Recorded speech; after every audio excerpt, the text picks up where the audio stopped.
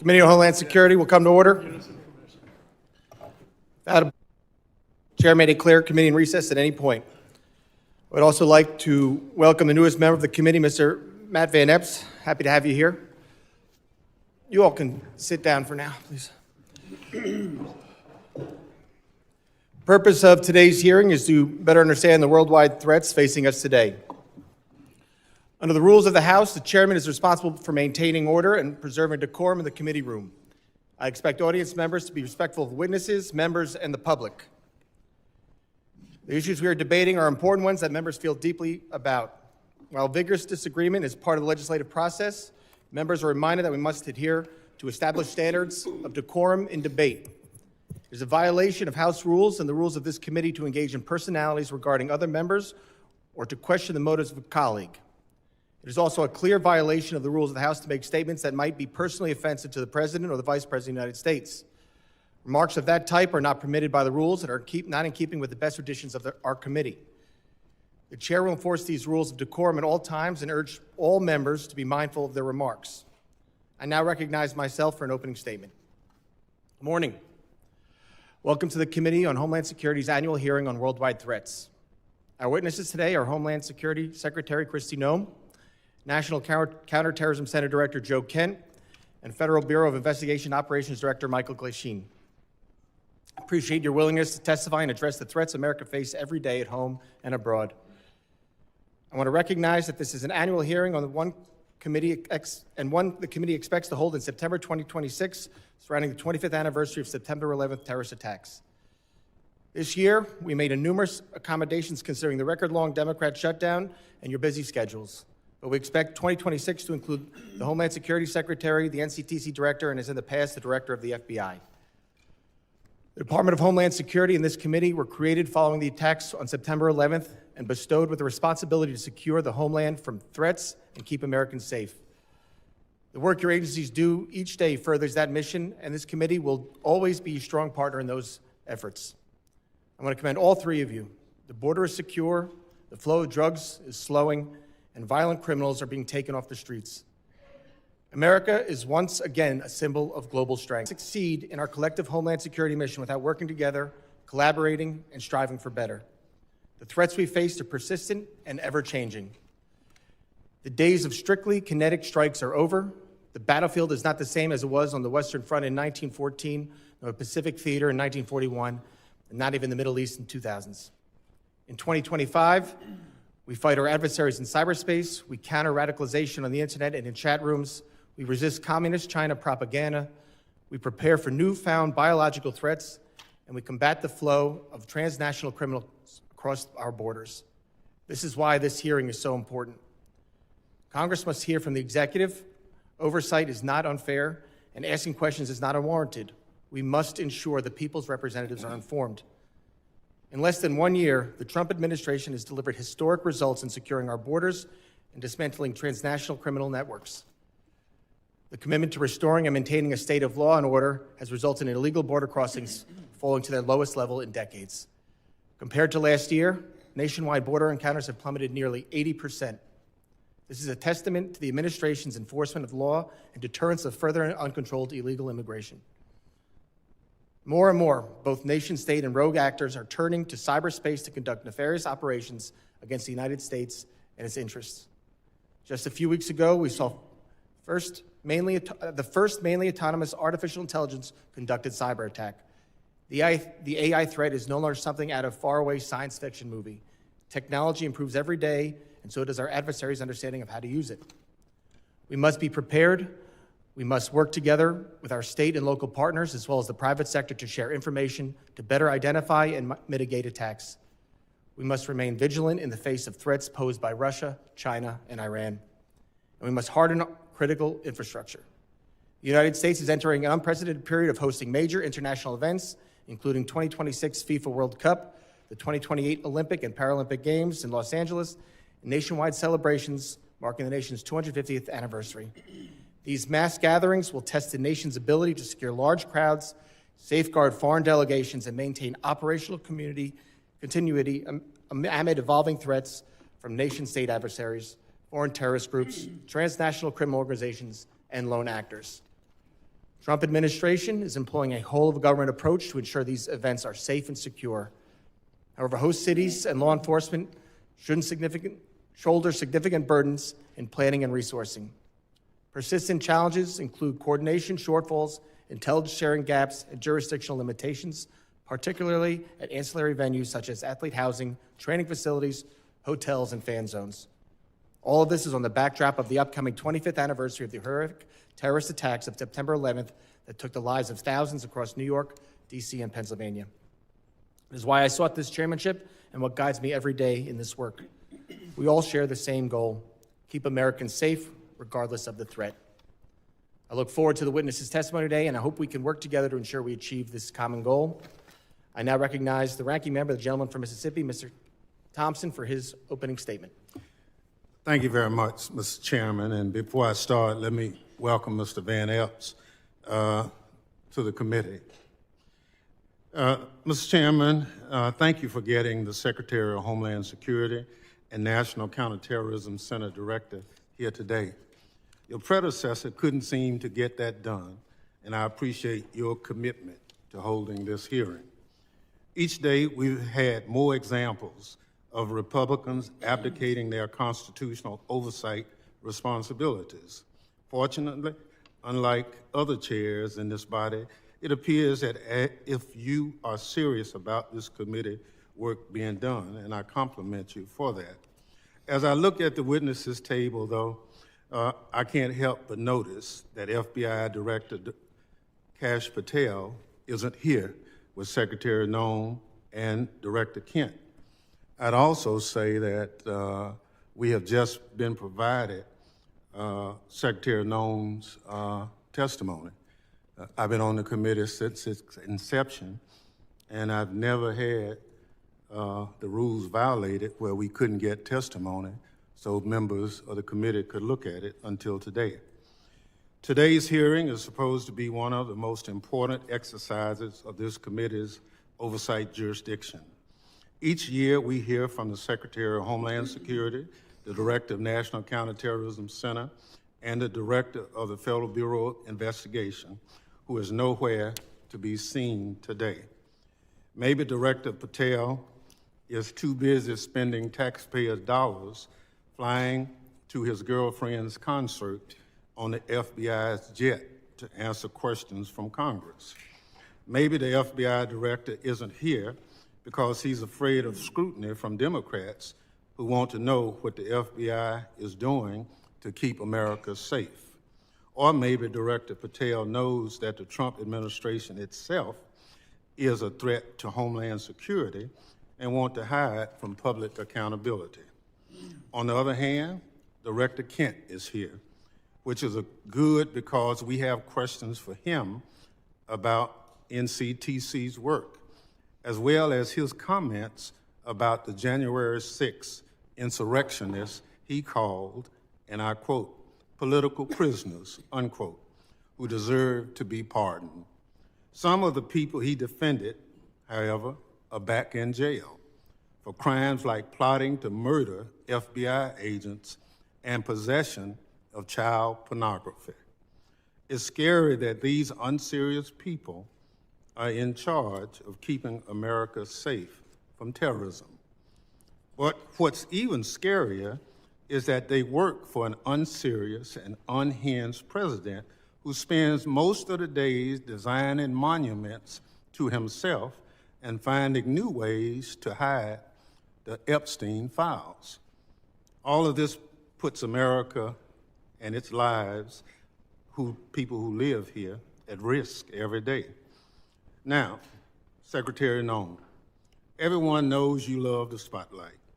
We've seen your commercials, but what you haven't provided to the committee, despite our many requests, are the questionable contracts that you've awarded to your friends to film you on the 2028 campaign trail. Unfortunately, this is nothing new. In their one big ugly bill, congressional Republicans gave you a blank check, Secretary Noem, and you have wasted no time spending it on yourself. Instead of deploying Homeland Security grants to protect churches and synagogues from terrorism, you handed your friends a $220 million contract so they could follow you around the country with a camera. Instead of fully funding the DHS agency that protects our hospitals, schools, and electrical systems from cyber attacks, you spent $200 million to buy yourself new private jets. And instead of paying your way like the rest of us, you're living rent-free in a taxpayer-owned property that is supposed to be reserved for military leaders. Every penny that you spend on yourself represents the blood, sweat, and tears of hardworking Americans who expect their tax dollars to be spent on Homeland Security, not promoting you and your interests. Apparently, you haven't noticed that regular people are suffering under President Trump's affordability crisis. Or maybe you, like him, thinks it's a hoax and just don't care. Either way, such corrupt behavior hurts Homeland Security. But it's not just the corrupt behavior, Secretary Noem, that hurts Homeland Security. It's also your blatant disregard for the law. You cut programs and withheld congressionally appropriated money to prevent terrorist attacks and prepare for natural disaster. You eviscerated the Office of Civil Rights and Civil Liberties, which was supposed to keep DHS from violating Americans' constitutional rights. Within your own department, you illegally fired employees and retaliated against whistleblowers who reported wrongdoings at DHS. And during a shutdown, when frontline employees were working without a paycheck, your press shop never stopped using its social media accounts to push out racist and xenophobic posts. Throughout your tenure, you diverted resources from critical Homeland Security agencies and programs to carry out an extreme immigration agenda. You illegally ordered people deported to El Salvador, despite a federal court order and Department of Justice counsel instructing you to not do so. You illegally ignored a federal court order and shipped people off to South Sudan without due process. You are illegally blocking members of Congress from conducting oversight of ICE detention facilities, even though federal law demands that we have access. In the process of carrying out this extreme agenda, at your direction, DHS has terrorized, beaten, and detained hundreds, if not thousands, of American citizens. At your direction, DHS has illegally detained and deported American citizens, including U.S. citizen children with cancer.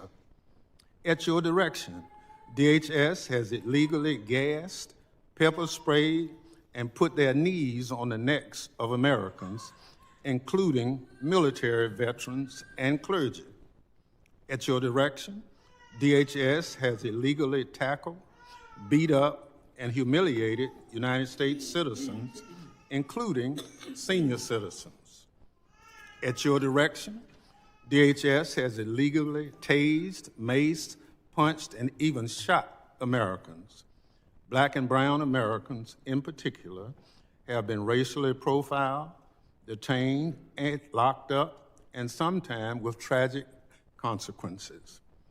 It's just one awful incident. A pregnant U.S. citizen was reportedly thrown to the ground, kicked, and left in handcuffs for hours after immigration officers did not believe that she was an American. She later lost a baby. You cannot enforce the law by breaking the law, Secretary Noem. That's not how justice works. It's not right, and it's un-American. And when Congress tries to carry out its constitutional oversight responsibilities to question you about your department actions, you hide. often with the help of congressional Republicans. Never in the history of the committee has a Secretary of Homeland Security hidden from congressional oversight like you and your department have, Secretary Noem. Our oversight letters to you go unanswered. You owe us by extending the millions of Americans who sent us to Congress as their representatives a response to over a dozen letters. Your predecessor came before this committee regularly under administrations of both parties. But under President Trump, you and other department officials have rarely shown their faces at committee hearings. In the first year of President Biden's term, his administration made 28 appearances before this committee. 28. Under President Trump, DHS officials have appeared only 3 hearings before this committee, just 3. You, Secretary Noem, have appeared before this committee just twice. That's fewer appearances than your predecessor, Secretary Alejandro Mayorkas, who Republicans lambasted for not coming before the committee more often. It's interesting how my colleagues on the other side are now. Secretary Noem, I'll give you one thing. You showed up today rather than throwing a civil servant under the bus like Director Patel did. But you have systematically dismantled the Department of Homeland Security, put your own interests above the department, and violated the law. You are making America less safe. So rather than sitting here and wasting your time and ours with more corruption, lies, and lawlessness, I call on you to resign. Do a real service to the country and just resign. That is, if President Trump doesn't fire you first. I yield back. Gentleman yields back. Other members of the committee are reminded that opening statements may be submitted for the record. I'm pleased to have a highly distinguished panel of witnesses before us today. Pursuant to Committee Rule 8C, I ask that the witnesses please rise and raise their right hand.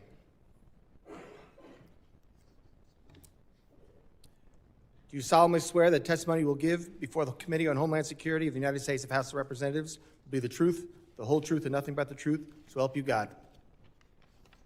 Thank you. Please be seated. Let the record reflect that the witnesses have all answered in the affirmative. I would like to now formally introduce our witnesses. First is Ms. Kristi Noem. She is the Secretary of the Department of Homeland Security. Secretary Noem previously served as Governor of South Dakota and was a member of this distinguished House. Second is Mr. Joe Kent. He currently serves as the Director of National Counterterrorism Center with Office of Director of National Intelligence. Mr. Kent served in the U.S. Army, completing 11 combat tours and a stint with the Central Intelligence Agency. Third is Mr. Michael Glasheen. He is Operations Director for the National Security Branch of the Federal Bureau of Investigation.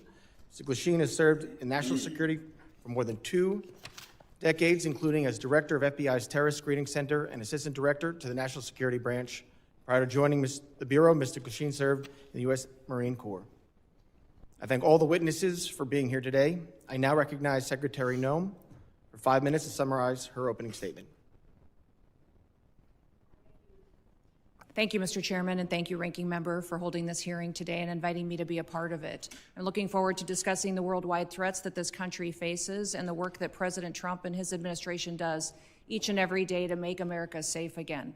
I'm very privileged and honored today to have my family with me. I'd like to introduce them to you. Disruptions of congressional business is a violation of law, is a criminal offense under federal law. Audience members are advised to take their seats and maintain order. The chairman may now ask Capitol Police to remove and arrest the persons creating the disturbance.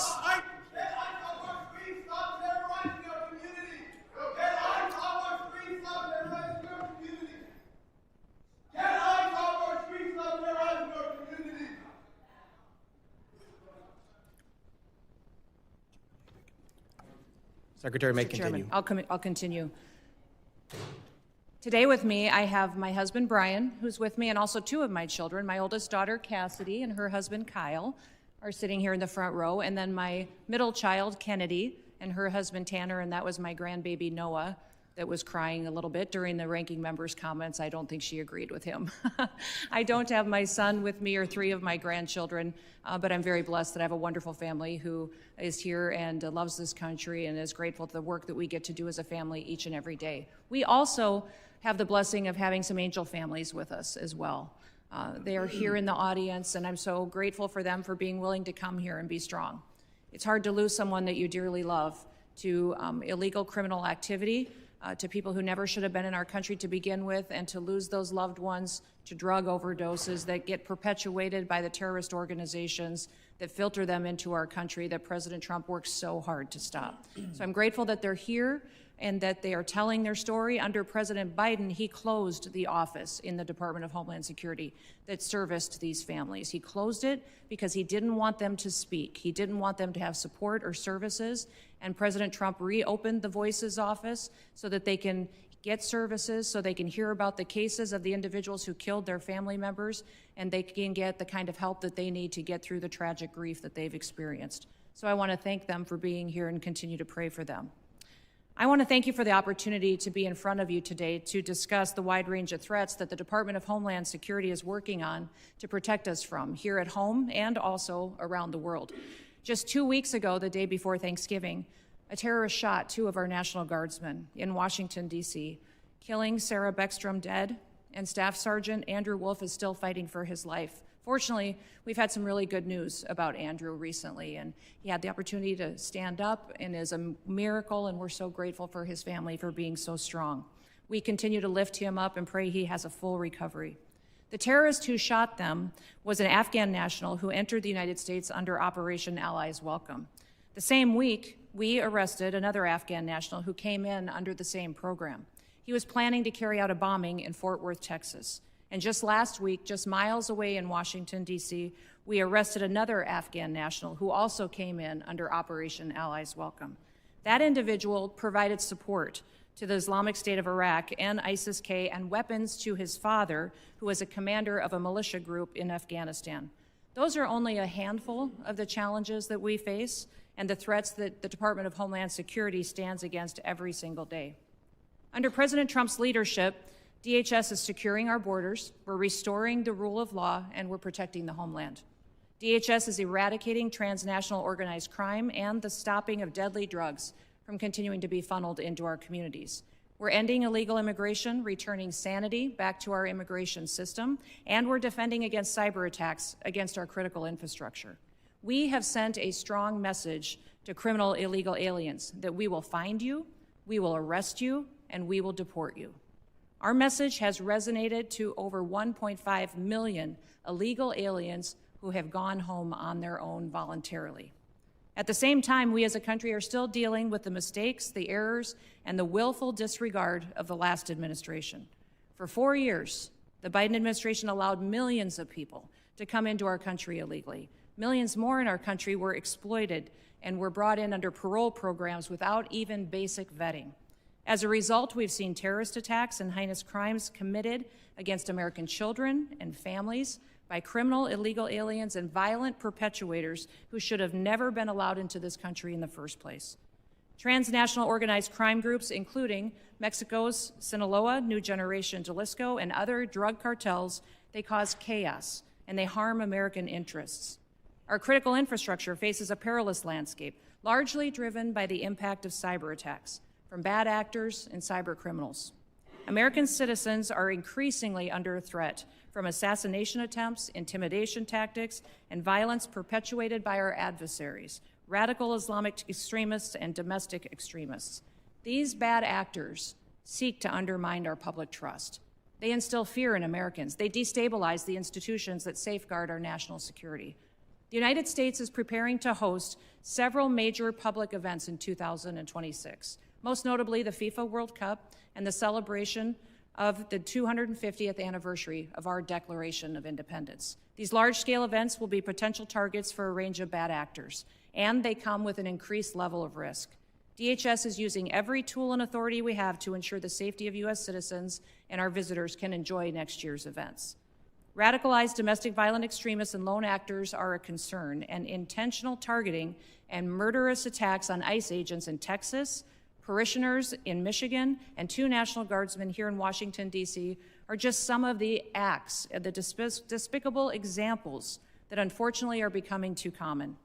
These threats underscore a clear need for security strategies that counter both large-scale and individualized attacks. We will remain alert in our mission to protect this country. We will protect our citizens. And as we enter into a historic year, America will be on the world stage. Our economy faces challenges from anti-competitive and illicit foreign economic practices that hurt the prosperity of all Americans. Those include economic espionage, intellectual property theft, and customs fraud. Illicit front companies often abuse the visa system to acquire sensitive U.S. equipment, information, and technology. Economic security is national security because a country that cannot feed itself, can't fuel itself, and cannot provide for itself cannot possibly defend itself. Under President Trump's leadership, we will continue to protect American interests and bolster American economic power and technological innovation to further growth and prosperity. The American people depend on the Department of Homeland Security to remain vigilant, agile, and responsive. We will never yield, we will never waver, and we will never back down. Thank you for the privilege to be with you today, Mr. Chairman, and I look forward to your continued support of the work that we do. I yield back. Thank you, Secretary Noem. I now recognize Director Kent for 5 minutes to summarize his opening statement.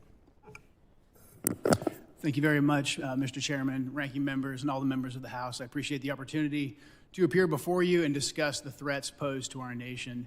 Despite the progress that we've made so far in the Trump administration, the threat posed by terrorists of all brands remains very high right now. We've made significant progress under President Trump's leadership. We have the jihadis of ISIS and al-Qaeda on the run in Iraq and Syria, thanks to the decisive action and the strikes that we've taken there recently since President Trump took office in January. However, we have a persistent threat from the individuals that were allowed into this country by the previous administration. The number one threat that we have right now, in my view, is the fact that we don't know who came into our country in the last 4 years of Biden's open borders. What we have identified is alarming, and I want to share that with you today. We just recently put out a warning of the heightened risk of terrorist attacks posed to the homeland by terrorists pretty much of all stripes, but in particular from ISIS and from al-Qaeda. NCTC has been crunching the numbers and going through the sheer volume of known and suspected terrorists that are in the country that came in under the Biden administration. So far, NCTC has identified around 18,000 known and suspected terrorists that the Biden administration let come into our country. These are individuals who, under normal circumstances, would never be allowed to enter our country because of their ties to jihadi groups like ISIS and al-Qaeda. Yet the Biden administration not only let them into the country, and in many cases facilitated their entry into the country, just like the entry of the Afghan terrorists who committed the terrorist attack here just before Thanksgiving, killing one of our National Guard members and wounding another. That Afghan was brought into the country as a group of over 100,000 Afghans who were brought here during the disastrous withdrawal from Afghanistan. These individuals, despite what has been reported, were not vetted properly to come into the United States. The individual terrorist who committed the attack in D.C., he was vetted to serve as a soldier in Afghanistan. The Biden administration essentially used his tactical level vetting as a ruse to bring him here and to bring him into our communities, and we've seen the tragic results of that. Now, that Afghan, that attacker, that terrorist, is just one of 88,000. We've identified 2,000 of that group of 88,000 who have ties to terrorist organizations. We're working right now hand in hand with DHS and with the FBI to run down this 2,000, the Afghans who came here under Allies Welcome who have ties to terrorist organizations, and additionally the other 16,000 individuals with ties to terrorist organizations that Biden let into our country. That is probably the top terrorist threat that we face right now, and that doesn't include the individuals who came here illegally through the open border. That number, alarmingly, remains unknown at this time. We're trying to figure out who those individuals are as well. Also, adding to this elevated threat, we have ISIS and al-Qaeda that have found sanctuary in places like Afghanistan and Syria due to the transitional nature of those governments, and also, again, in Iraq and some of the hinterlands of Iraq. And these terrorists are able to communicate and spread their propaganda and a lot of their know-how thanks to the proliferation of encrypted apps and also due to just the internet writ large. The new terrorist tactic that we're seeing more and more is moving away from very deliberate cellular attacks that we can infiltrate easily while they communicate into an inspirational methodology where you have key members putting out media and putting out how-to guides to reach out and to touch individuals inside the United States. We recently disrupted one of those attacks just before Halloween, thanks to the work of the FBI with support from really the entire U.S. intelligence community and the Joint Terrorism Task Force model in Michigan. That plot touched multiple states and had ties to ISIS inside Iraq and Syria. Another issue that we are addressing right now, thanks to the decisive leadership of President Trump, is the scourge of fentanyl, gang, and cartel violence. Under President Trump's leadership, we've designated these cartels and gangs as terrorist organizations, and we've done that rightfully so. These individuals, these terrorists, have killed hundreds of thousands of Americans, as these angel families will tell you firsthand. What President Trump has done by designating them as terrorists has allowed us to turn the tools of the intelligence community against them and predominantly watch list them as terrorists to prevent them from ever coming into America in the first place.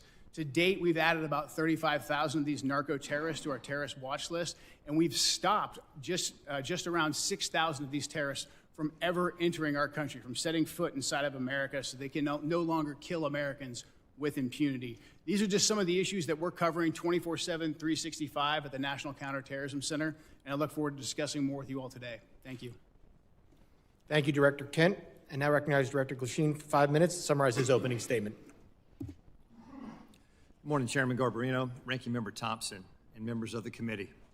I'm Operations Director Michael Glasheen. I oversee the FBI's National Security Divisions. I am honored to be here with you, representing the people of the United States, the FBI, who tackle the complex and grave threats we face with perseverance, professionalism, and integrity. Our nation faces serious and evolving threats, ranging from international terrorists to hostile foreign intelligence operatives, from sophisticated cyber attacks to internet-facilitated sexual exploitation of children, from violent gangs and criminal organizations to public corruption and corporate fraud. Keeping pace with these threats is a significant challenge. Our adversaries take advantage of the internet, social media, and emerging technologies like artificial intelligence to influence the American people, facilitate illegal activities, and recruit followers. Even as 2026 marks the 25th anniversary of the 9/11 attacks, terrorism remains a persistent but evolving threat. Over the past several years, the FBI has identified a particularly concerning uptick in the radicalization of young people. Radicalization of domestic terrorists most often occurs online. Social media and encryption have increased the speed and accessibility of the violent extremist content. International terrorists continue to pose one of the greatest, most immediate threats to the homeland. Some international terrorists and people located and radicalized to violence primarily inside the United States who are not receiving individualized direction from foreign terrorist organizations or FTOs, but are inspired to commit violence by FTOs such as ISIS and Al-Qaeda. Iran continues to plot attacks against former government officials in retaliation for the January 2020 death of Islamic Revolutionary Guard Corps, or IRGC, Commander Qasem Soleimani. Iran also continues to provide support to its proxies and terrorist organizations throughout the world, such as Lebanese Hezbollah. China, Russia, Iran, North Korea, and criminal ransomware continue to be the top cyber threats facing the United States. And there's no clear line where cyber criminal activity ends and nation-state activity begins. Critical infrastructure remains a highly attractive target for cyber criminals and nation-state actors due to the potential to cause widespread disruption, financial damage, and risk to our national security. The United States faces foreign intelligence threats as nations such as the People's Republic of China, Russia, and Iran become more aggressive and capable than ever. The PRC has deliberately created an environment that abuses global interconnectedness and encourages intellectual property acquisition using human intelligence officers, corrupt corporate insiders, foreign direct investment, and cyber intrusions.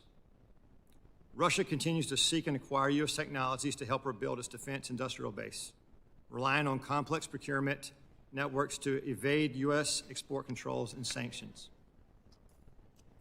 The United States faces many criminal threats, including violent crime, financial and healthcare fraud, transnational and regional organized criminal enterprises, crimes against children, and human trafficking, violent threats against public election officials, personnel, and public corruption. Currently, the FBI-led task forces are staffed with over 9,000 federal, state, local, tribal, and territorial partners. Many of these task forces are focused on cartels, violent crime, drug trafficking, child exploitation, and human trafficking across our nation's communities. The FBI has and continues to establish strong capabilities to assess the threats, share intelligence, and leverage key technologies. We recruit the best to serve as special agents, intelligence analysts, and professional staff. Our leadership team views change and transformation as a positive tool for keeping the FBI focused on the gravest threats facing our nation. Over the past few months, we started the process to relocate hundreds of positions from the National Capital Region out to field offices across the country.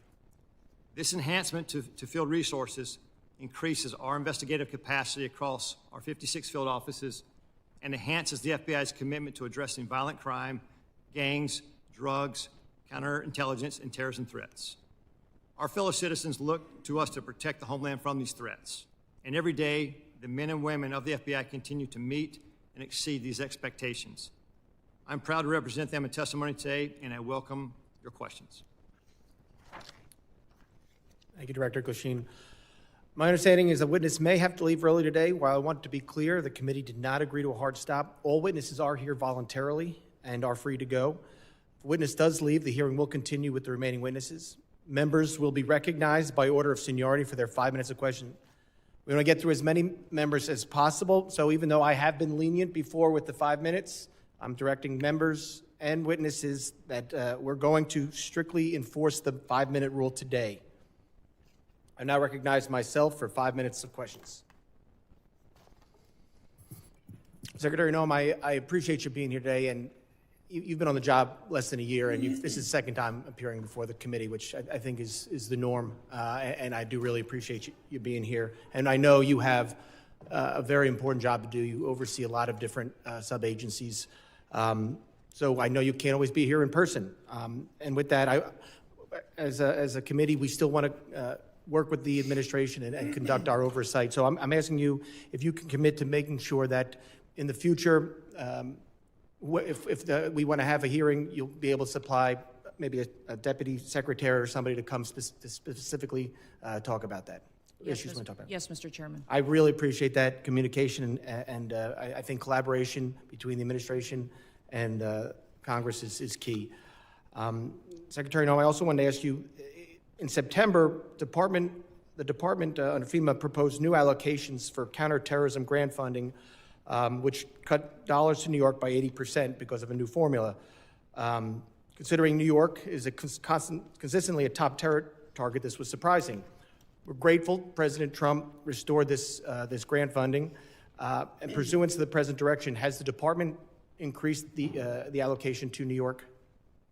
Yes, President Trump did. I would say that when we look at the Homeland Security grants and how they're allocated, the formula focuses on where we see the threats today and where those communities are that need the resources. I would also inform the committee and you, Mr. Chairman, that New York City at the time of the allocation still had over $440 million in reserve that was available to them to utilize. So the intention of these grants is that communities and cities would use the dollars to build up the security measures that they need to do for a long-term impact, and that the same amount of dollars aren't necessary every single year. You need to meet the threats where they are in the country at the time the grant dollars are available. So thank you to all of you for your work on getting us dollars that we can give to grants to help secure our local communities and states. But when we're looking at cities that have hundreds of millions of dollars in reserves, we recognize that giving them hundreds of dollars of millions more may not be appropriate considering all of the threats that we have. But President Trump has sent more resources to New York City. We'll continue to meet the threats head on because that is our mission, is to make sure that we're looking at every single threat that we have. The formula that we have considered and have put in place recognizes what came over the border, where we see the infiltration going, which communities are impacted, and what we need to do to harden our systems. I appreciate that, Secretary, and I appreciate the work you're doing with the President. I appreciate his decision to send that increased money to New York. I have a question. Since this is about worldwide threats, can you discuss what DHS's most significant concerns are today for the country? I would say, Mr. Chairman, what keeps me up at night is that we don't necessarily know all of the people that are in this country, who they are and what their intentions are. We think up to 15 to 20 million people came in under the Biden administration on the invasion over the southern border. They were not vetted. They were allowed to pour in. Our parole programs, our asylum programs, our visa programs were all exploited, and the integrity was demolished under Joe Biden and the leadership of the Department of Homeland Security, and frankly, the entire department was neglected. In fact, I believe the Secretary was told at times not to do certain things by the Biden administration to facilitate this invasion. So what keeps me up at night is the individuals that are in this country that wish to do us harm. And that is why we are so aggressive at making sure that we're going out and doing investigative work, finding those violent criminals, finding those people who shouldn't be in this country to begin with, and those that want to go after and to harm our American citizens. Thank you, Secretary. Director Glasheen, as you heard and as you said, during the next few years, the United States will host more major events than ever before. This brings up obvious security concerns, including counter drones, which we just passed some new authorities in the NDAA yesterday. How is the FBI preparing for counter drone threats during mass gathering events? Chairman, thank you for that question. Counter UAS, the passage of the legislation yesterday is a game changer for us. How we're preparing for that going forward, we just stood up a counter UAS school down at Huntsville, Alabama, where we will train federal officials, state locals, as well to assist with that preparation and implementation of using counter UAS technology. Prior to this passage, it was only the FBI and or DHS that could provide that assistance. Now that this passage of authority, it will allow us to have a greater handling of the threat to a mass event. Thank you very much. I yield back. I now recognize the ranking member for 5 minutes of questions. Thank you very much, Mr. Chairman. Mr. Glasheen, will you tell me the organizations that pose on the domestic side, two of the organizations, number one, number two, threat to the homeland at this point? Can you please clarify, like organizations? Any domestic terrorist organization that poses a threat to the homeland as we speak? I'd say the first one, President Trump had just announced executive order domestic terrorist organization, Antifa.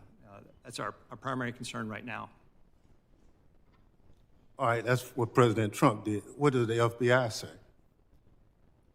We share the same view. When you look at the data right now, you look at the domestic terrorist threat that we're facing, right now, what I see from my position is that's the most immediate violent threat that we're facing on the domestic side. So where is Antifa headquartered? What we're doing right now with the organization. Where in the United States does Antifa exist? Yeah. If it's a terrorist organization, and you've identified it as number one. We are building out the infrastructure right now. So what does that mean? We're trying to get the information. You say Antifa is a terrorist organization. Tell us as a committee, how did you come to that? Where do they exist? How many members do they have in the United States as of right now? Well, that's very fluid. It's ongoing for us to understand that. The same, no different than Al-Qaeda and ISIS. No, I don't want you. I'll ask one question, sir. I just want you to tell us. If you said Antifa, is the #1 domestic terrorist organization operating in the United States. I just need to know where they are, how many people. I don't want a name, I don't want anything like that. Just how many people have you identified with the FBI that Antifa is made of? Well, the investigations are active. So you wouldn't come to this committee and say something you can't prove, I know. I know you wouldn't do that. But you did. Madam Secretary, you and the gentleman from NCTC reference the unfortunate accident that occurred with the National Guardsman being killed. You think that was an unfortunate accident? I mean, It was a terrorist attack. wait. Look, I'll get it straight. Then you can He shot our respond. National Guardsman in the head. Look, Mr. Chairman, will you direct the witness to allow me to ask my question? It was an unfortunate situation, but you blamed it solely on Joe Biden. I want you to know who approved the asylum application for this same person. Mr. Thompson, this individual that came into the country. No, I want to know who approved. Congressman Thompson, I want you to understand. When this individual came into the country, he came under I'm not going to let you. Evacuation of Afghanistan under Operation Allies Welcome, was thoroughly vetted by the Biden administration at that point in time, allowed into our country, and then was never followed up. I want to remind everybody in Congress. Reclaim my time. We follow the law, and every asylum is supposed to have a check-in, every filled out by information that was gathered by the Biden administration. So the His Biden administration approved the asylum. His asylum application was put into place under the rules established by the Biden administration. Reclaiming my time. I don't want to file perjury charges against you, but I'm of the opinion that the Trump administration, DHS, your DHS, approved the asylum application. The asylum application moved forward under all of the information and vetting processes that were put in place under the Biden administration, which is when vetting happened. And that's what President Trump has changed. Under President Trump's administration. Reclaim my time again. When it's obvious you don't want to answer the question. Mr. Kent, do you want a shot at it? The individual was vetted to serve as a soldier in Afghanistan, and that vetting standard was used by the Biden administration as a ruse to bring him here. Had we followed the standard operating procedures for special immigrant visas, that individual and none of the Allies Welcome people would have come to America. That's on Joe Biden. Gentlemen's time has expired. That was the answer. Point of order, Mr. Chairman. That was a murder that took place in D.C. It was not an unfortunate incident. And those comments are effing disrespectful. Who is that? I expect better from the It's not a valid point of order. I will now recognize the gentleman from Texas, the former chairman, Mr. McCall, for 5 minutes. Mr. Chairman, Madam Secretary, great to see you. This hearing reminds me of the novel A Tale of Two Cities.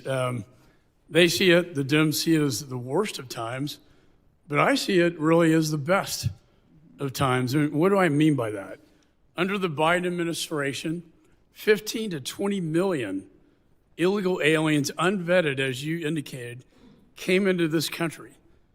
What I think most disturbing is Director Kent's testimony. 18,000 known or suspected terrorists got into this country under the Biden administration. That's why we impeached Mayorkas. I was one of the managers. He told his Border Patrol, you don't have to pay attention to federal law when it says shall detain aggravated felons. He disregarded federal law and says, you know what, may detain. It's discretionary. And guess what? We have thousands of aggravated felons now, or if not millions, in this country today. That was the worst of times. Let me go to the best of times. Most secure border I've seen in my 22 years in Congress.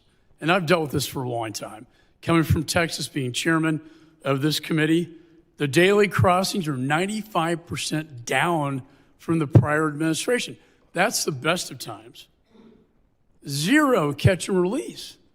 My very first bill in Congress 22 years ago was to end catch and release. 22 years later, we finally have achieved that goal. That, Madam Secretary, is the best of times, an all-time record low. America is safer today. I feel so. And when I look at the Venezuelan vessels attacked, the president had every right under the Constitution, Article 2, international waters, cartels designated as FTOs, coming into our country to spread poison to kill Americans. If that's not self-defense, I don't know what it is. And then finally, Madam Secretary, thank you for taking out the shadow Iranian oil tankers headed from Venezuela to Cuba, getting around our sanctions that Congress passed. I'm finally seeing an administration flexing its muscle in this hemisphere, which has been neglected for so many years. So air, land, and sea is your charge. It's the military's charge as well. I see the land secure. I see the maritime borders getting more secure, and I applaud you for that. On the air secure piece, I chair the Special Events Task Force. That's FIFA, the Olympics, the 250th anniversary. Drones are the biggest threat as I see it. I see it in Ukraine in its conflict with Russia, and I see it across our border, and I see it at these events. If you could update me, and with the new NDA authorization to allow federal, state, and locals to work together to identify hostile adversary drones and take them down, can you tell me how that will impact your ability, Madam Secretary, to better secure these special events? Yes, thank you, Congressman McCall, and thank you for your leadership. I understand you're retiring, and I'm sad about that. You've been a statesman. Thank you for serving with such dignity. Thank you. The counter-drone and drone technology that is out there today, frankly, our authorities haven't kept up with. And so thank you for that legislation. Thank you for giving us the opportunity to truly defend the homeland. Here at the Department of Homeland Security, we are going to be investing upwards to $1.5 billion into drone technology and counter-drone technology and mitigation measures that we can deploy not just across different NSC events or large-scale events that we're responsible for the security on, but also that we can use to partner with cities and states for celebrations and different things that they may hold as well. So we have the responsibility at the Department of Homeland Security for FIFA and the 11 cities that will be hosting the matches here in the United States, also the Olympics, the America 250 celebrations, also other national security events that happen, such as Mardi Gras and other events that are going on throughout the country. So this program that we will have will not only work within the events that the department is responsible for, but we will be able to sign agreements with states and cities to provide measures that they don't currently have. And we're working with the FAA as well to get what we need to be able to operate. And we don't want just to detect, we don't want to just monitor, we need to mitigate. We need to take these drones down. We need to If I could add, my time's going to expire. There is so much technology out there today, counter-drone technology, that I've been working to get into Ukraine to protect them from Russian drones that we can deploy at these events. I'd love to visit with you on that at a later date. And thank you for your service. Yeah, thank you. Gentleman's time's expired. I now recognize the gentleman from California, Mr. Correa, for 5 minutes of questions.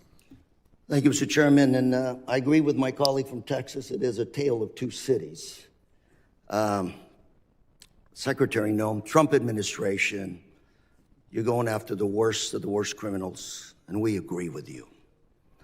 The problem is 70% of the people you've arrested have no criminal record. You're going after non-criminal immigrants, U.S. citizens, and permanent legal residents. Donna Hughes Brown, Irish citizen, green card holder, 48 years in the United States. She also happens to be the mother of a U.S. Marine, sister to a retired Army colonel. She's in ICE detention since July. She tried to come back from Ireland, arrested, has been there since then. Her crime? She wrote 2 bad checks for less than $80 a decade ago. You arrested her, she's in custody. Her husband, Jim Brown, came to us and told us her story. Jim told us, I voted for President Trump because he promised to go after criminals in our community and not people like my wife. If I can, I'd like to play a video for you.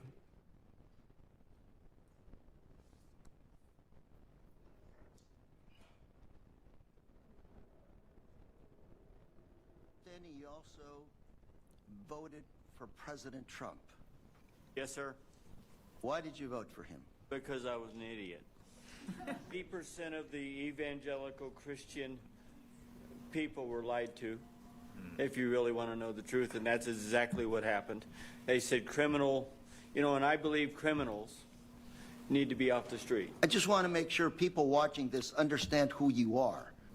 My wife and I, when we don't work, we're ministers. We help the needy. That's what we do. And that's who they're arresting. Now, we've got Mr. Jim Brown before you. He's standing up. Hopefully you can talk to him a little bit. These people, Donna Hughes Brown, are not the individuals that should be deported. Another case, Narciso Barranco was beaten and arrested by masked agents while working as a landscaper. He's an undocumented immigrant, 30 years in this country, not a traffic ticket. Mr. Barranco is also the father of 3 U.S. Marines. 3 Marines. You want to make a movie of people like this. A man who comes to this country, instills patriotism in his kids.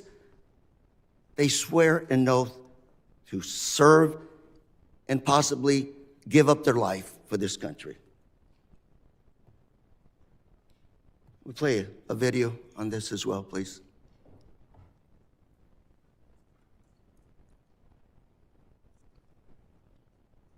Masked federal agents were filmed pinning a man to the ground and repeatedly striking him in the head and neck before putting him in an unmarked car. The man in the video has been identified as Narciso Barranco and is the father of 2 active duty Marines and 1 Marine veteran. The Department of Homeland Security said an illegal alien was arrested by Border Patrol agents after he, quote, assaulted federal law enforcement, adding that Barranco, quote, swung a weed whacker directly at an agent's face. Video shared by DHS and reviewed by CNN shows Barranco running with a weed whacker, but does not show him striking officers. I also have with us today Alex Barranco behind you, a retired Marine. That's his father. And Alex, on behalf of myself, members here, I want to thank you for your service to our country, and we also thank your brothers for serving our great country. Thank you very much. Got another case. George Rete, 25-year-old, native of California, my home state.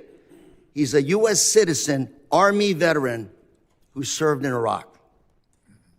Well, on his way to work, he came to an immigration checkpoint. Pulled over. I don't know where officers deployed tear gas on him, broke his car window, pepper sprayed him, and dragged him out of his car. An American citizen held for 72 hours without any charges, wasn't even given the opportunity to shower, to wash off that paper spray. Gentleman's time's expired. I now recognize the gentleman from Mississippi, Mr. Guest. Mr. Chairman, I have 2 articles I'd like to present for the record. Unanimous consent. Under President Trump, an agency intended to keep Americans safe has diverted resources from child abuse, trafficking, and terrorism to immigration enforcement. Second is this letter from my Orange County Sheriff, Don Barnes, essentially talking about all the individuals under Prop 50 referred to ICE 2025 year to date. 50 of them. Without objection. ICE never showed up to pick them up. Without Mr. objection. Chairman? I will Mr. Chairman? entertain, I will entertain UCs at the end of the hearing. I will entertain all UC motions at the end of the hearing. We have witnesses. I want to make sure everybody has time. So if we do this now, we do have a witness has to leave. You're just going to be taking time from other members. But I will entertain UC motions at the end of this hearing. I now recognize the gentleman from Mississippi, Mr. Guest, for 5 minutes. Thank you, Mr. Chairman. Madam Secretary, it's great to see you again. Thanks for appearing before us again. I want to echo some of the remarks of Mr. McCall. I want to first thank you. I want to thank the men and women who serve under your command for the incredible job that you have done over the last 12 months. we have seen that you are active in enforcing the rule of law. We have seen a border that is as secure in our lifetime as we have ever seen. You mentioned in your opening statement over the last 4 years, we saw somewhere between 15 to 20 million illegal immigrants enter the country. Just looking at monthly statistical data, we know that under the Biden-Harris administration, that in December of 2024, that there were over 300,000 illegal immigrants who were encountered along the southern border in that month alone. Recent statistics by the Department of Homeland Security for October, the most recent statistics we have, show that the number of border encounters for October of this year under your leadership have dropped to 11,000, a decrease of over 95%. And so I want to thank you for that. I want to thank you for the work that your men and women have done to protect our borders from illegal narcotics entering the country. We saw a press release the Coast Guard sent out this week regarding Operation Pacific Viper. And they mentioned a specific seizure that occurred on December the 2nd by the Coast Guard cutter Monroe, in which in a single incident of interdiction that the Coast Guard had the largest maritime interdiction seizure in almost 20 years, seizing 20,000 pounds of cocaine in an individual seizure. So I thank you for your aggressive actions in enforcing the law and for the incredible work that you and the men and women under your command are doing. I want to talk about, as we talk about threats, I want to talk about threats against law enforcement. Last week, this committee, we had a hearing. The hearing was entitled When Badges Become Targets. And during that hearing, we talked about the threats to law enforcement, specifically federal law enforcement. And even specifically within federal law enforcement, the threats toward ICE agents, the threats toward you and other members of leadership within DHS. We know that those threats and those incidents of physical attack have escalated dramatically, in some cases over 1,000%. And part of the driving force, I believe, behind those threats is what I refer to as rhetoric against law enforcement. And I brought this up last week, and I want to bring this up again with you and give you a chance to briefly address this. These are just roughly 10 of the statements that I was able to easily find online by elected officials, governors, mayors, in many cases members of Congress, where they were spewing what I believe to be very harmful statements toward law enforcement. Governor Pritzker claimed that ICE is grabbing people off the street and disappearing them, that our country is becoming Nazi Germany. Representative Crockett compared ICE to slave patrols. Representative Garcia referred to ICE as thugs. Representative Ramirez attacked ICE as a terror force, later a terrorist organization, and then later in the hearing said, let me be clear, the Department of Homeland Security, you can quote me on that, is the single biggest threat to public safety right now. Representative Tlaib said ICE is terrorizing our community, turning our country into a fascist police state. Representative Jayapal called ICE agents deranged and said it's inspiring to obstruct immigration enforcement. Governor Walz smeared ICE agents as modern-day Gestapo. Chicago Mayor Johnson accused ICE of being secret police and terrorizing our community. Representative Lynch referred to ICE agents as the Gestapo and nondescript thugs. And Representative Frost compared ICE operations to some of the worst horrors and crimes against humanity in history. And so, Secretary Noem, I'd like to give you a few moments to, one, address these statements, and to speak to how these statements place the safety of our men and women of law enforcement at risk. Thank you, Congressman Guest. I appreciate you giving me the chance to talk about this, because I think the words that these elected officials have used to describe our law enforcement officers are horrific, shocking, and unacceptable. Every single American citizen should find the words that they have used to describe these men and women that took an oath to keep us safe unacceptable, and needs to be pointed out that we are seeing the consequences of those words every single day by the violent attacks. 1,000% increase in violent time's attacks, expired. 8,000% in death threats. Gentleman's It's time unacceptable. Gentleman's time expired. I now recognize the Gentleman from Michigan, Mr. Tanadar, for 5 minutes of questions. Please remember to stick to the 5 minutes. Thank you, Chairman Garbarino and Ranking Member Thompson, for having this hearing today. I know the American people have been demanding answers from this administration on their unlawful actions, so I hope we are able to get some useful answers from our witnesses today. Secretary Noem, this past May, I asked you during a congressional hearing if it was the policy of DHS to follow orders issued by federal courts. You said on the record, and I'm quoting here, "We are following all federal orders." End of my quote, end of your quote. Secretary Noem, you lied to me under oath that day. You lied to the American people, and you have betrayed the trust placed upon you in your role as Secretary of Homeland Security. You defied federal court orders when you refused to order the deportation flights to El Salvador in March to turn around.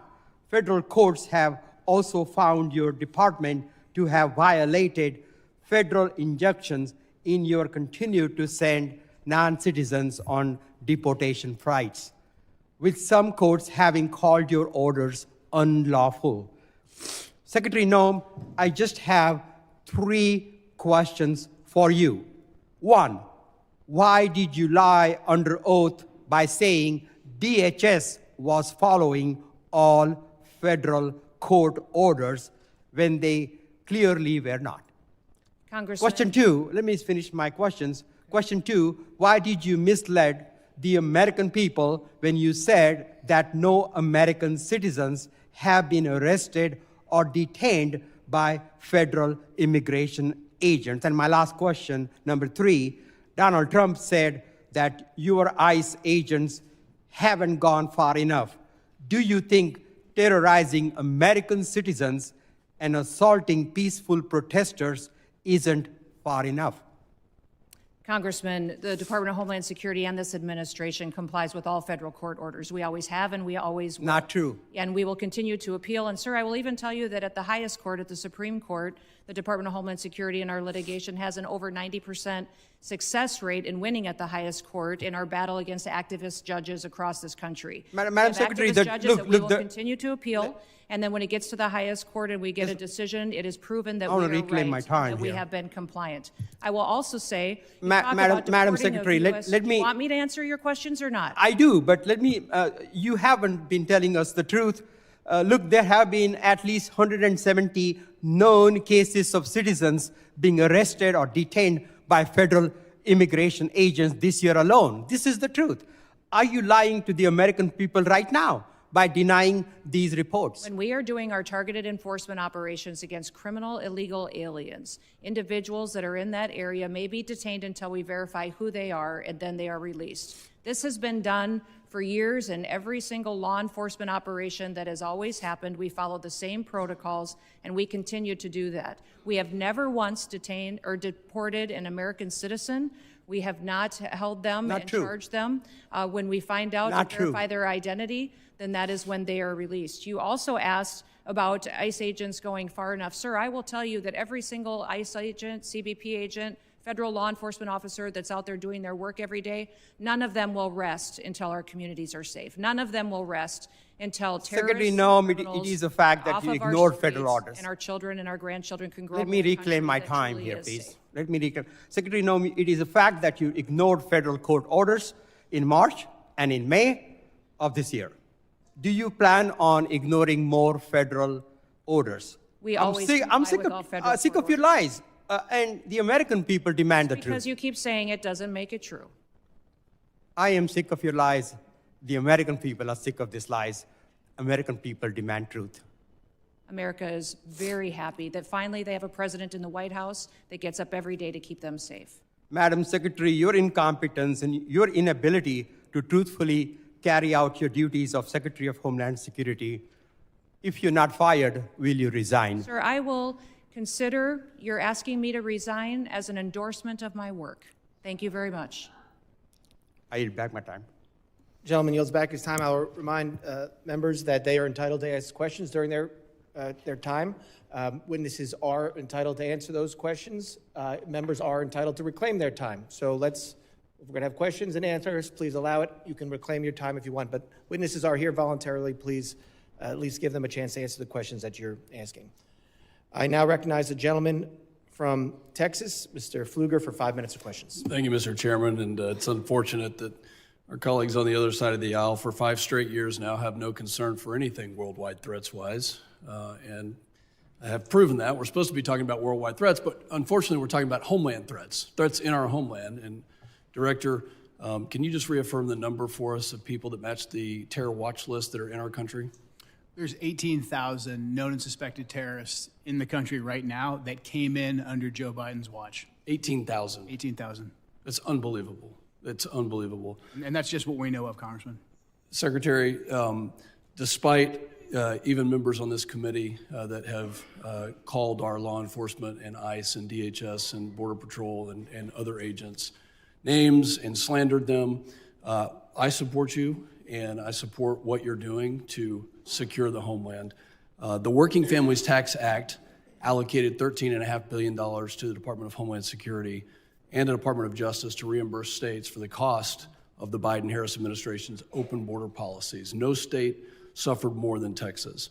Fentanyl, drug and human trafficking, violent crime, stress on local emergency response services caused substantial damage to my district, to our state, to my constituents, to people that live and work in Texas. And in response, our state launched Operation Lone Star to secure the border when the Biden administration abdicated their responsibility to do that. We built miles of border wall. We had other barriers. We deployed state troopers, National Guard to deter the invasion that we suffered during this time period, which cost our state over $11 billion. And so as part of this Working Families Tax Act, we allocated $13.5 billion to reimburse those states. Last month, along with our senators, I led the Republican Texas delegation in sending a letter to you and Attorney General Bondi highlighting this and requesting that the state of Texas be fully reimbursed. And I wanted to get a status on that reimbursement today. Yes, thank you. And we still to this day remain incredibly grateful to the state of Texas for their leadership during that time. That was challenging times,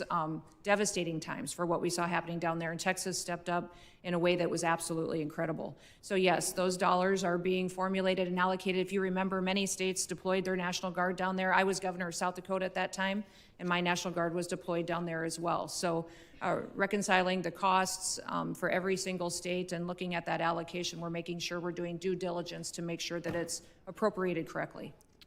And just to be clear, I want to make sure that that money does come in the form of the reimbursement to Texas. That's what we're working with the White House on doing, sir. Okay. Yeah. When it comes to what Director Kent talked about, these 18,000 people, can you give us an idea of who these people are, what type of threat they pose to us? We saw it wasn't some accident. This was an assassination and a murder.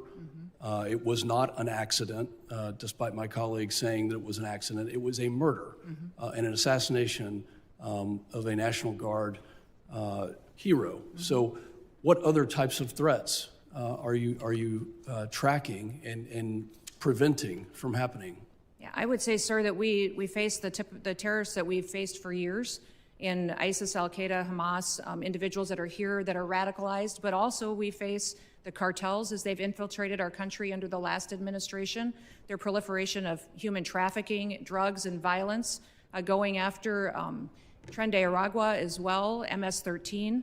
Those individuals are still a very real, clear danger every day on the streets, and we encounter them, arrest them, and deport them and bring them to justice each and every day. Beyond that, sir, you even have gangs in cities that are localized that are terrorist organizations. The Latin Kings in Chicago are absolutely terrorists to their communities, and we work every day to make sure that we're protecting those communities. So I could not prioritize one over another because they're all killers. They're all killers, and they all are destroying families each and every day. For both you and Director Kent, do terrorist organizations around the world, such as ISIS, Al-Qaeda, and others, still have an intent to attack America, to attack our homeland, to utilize every method? Absolutely. Our intelligence and our information that we deal with every single day is addressing those threats on our streets here in the United States.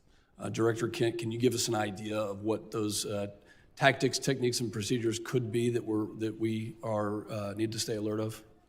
Honestly, the attacks of October 7th, the decentralized and just barbaric nature of that is the new terrorist playbook. They're not looking necessarily for a spectacular attack like we had on 9/11, but targets of opportunity like we tragically saw with the terrorist attack in Washington, D.C., these smaller cells or even individual operatives taking action, that's what has us very concerned, combined with just the sheer volume. My time has expired, Secretary. Thank you for your commitment to reimburse taxes. I yield back. Gentleman's time's expired. I now recognize the gentleman from Rhode Island, Mr. Magaziner, for 5 minutes of questions. Madam Secretary, how many United States military veterans have you deported? Sir, we have not deported U.S. citizens or military veterans. I don't believe you served in the military. I haven't either, but I think you and I can agree that as Americans, we owe everything to those who have served our country in uniform, particularly those who have served in combat. Do you agree with that? Sir, I believe that people that are in this United States that are citizens have legal status here. Those Madam that don't Secretary, should we not are be joined here. on Zoom by a gentleman named Sejun Park. He is a United States Army combat veteran who was shot twice while serving our country in Panama in 1989. Like many veterans, he struggled with PTSD and substance abuse after his service. He was arrested in the 1990s for some minor drug offenses, nothing serious. He never hurt anyone besides himself, and he's been clean and sober for 14 years. He is a combat veteran, a Purple Heart recipient. He has sacrificed more for this country than most people ever have. Earlier this year, you deported him to Korea, a country he hasn't lived in since he was 7 years old. Will you join me in thanking Mr. Park for his service to our country? Sir, I'm grateful for every single person that has served our country and follows And our laws. can you please and tell knows Mr. that our Park laws why are you important deported and him? every one of them needs to be enforced. But you understand that many veterans struggle with PTSD, many veterans struggle with substance abuse challenges. This man took 2 bullets for our country. You have broad authority, by the way, as Secretary, to issue humanitarian parole, to do deferred action. Will you commit to at least looking at Mr. Park's case to see if you can help him find a pathway back to this country that he sacrificed so much for? I will absolutely look at his case, but I want you Thank to you. remember that Madam our Secretary, the programs man need to have behind you, integrity as please well. stand up, sir. His name is Jim Brown from Troy, Missouri. He is a Navy combat veteran who served our country in the Gulf War.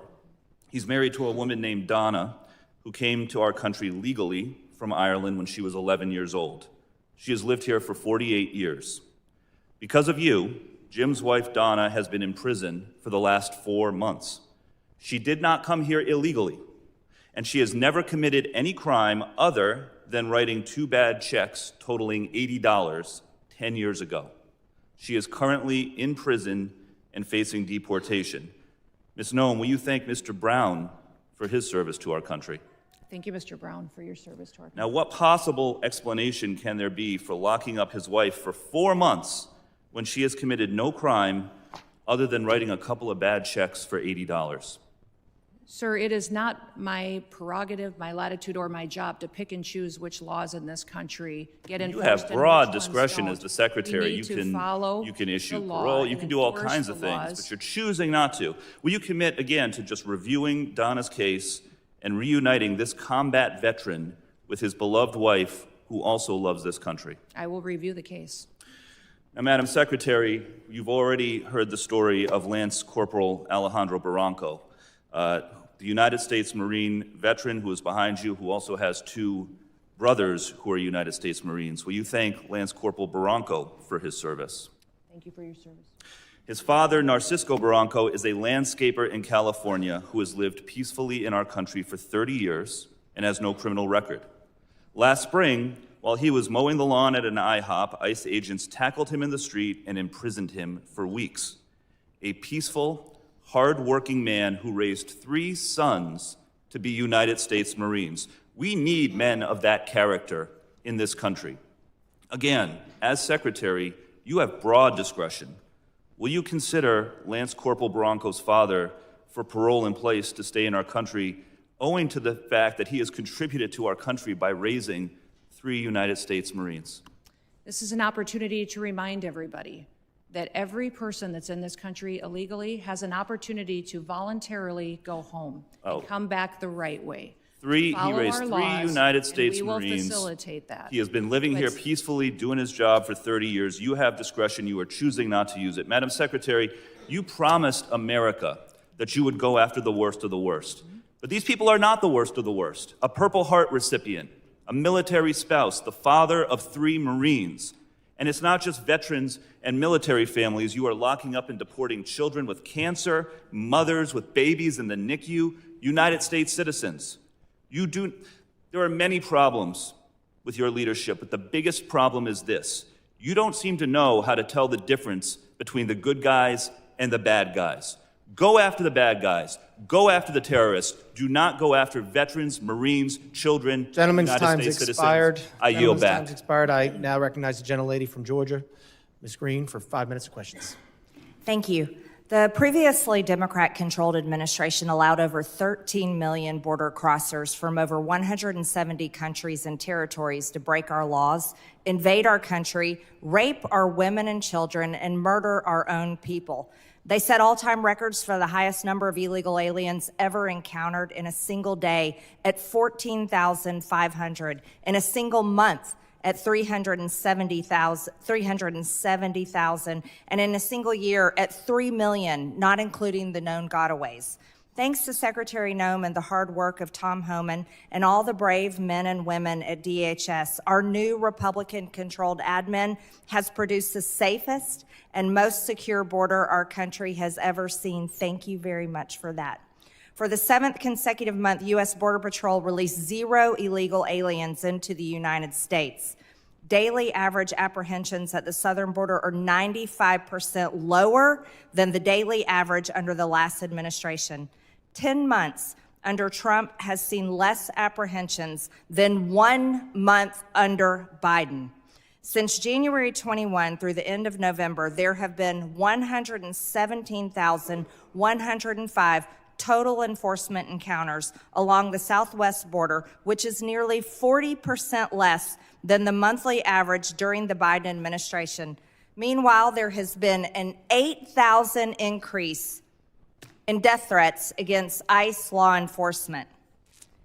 Secretary Noem, back in July, the department put out a press release titled Worst of the Worst. Criminal proceedings begin in a case of transgender illegal alien accused of rape, child rape, not just rape, child rape of a 14-year-old boy in a sanctuary New York City bathroom.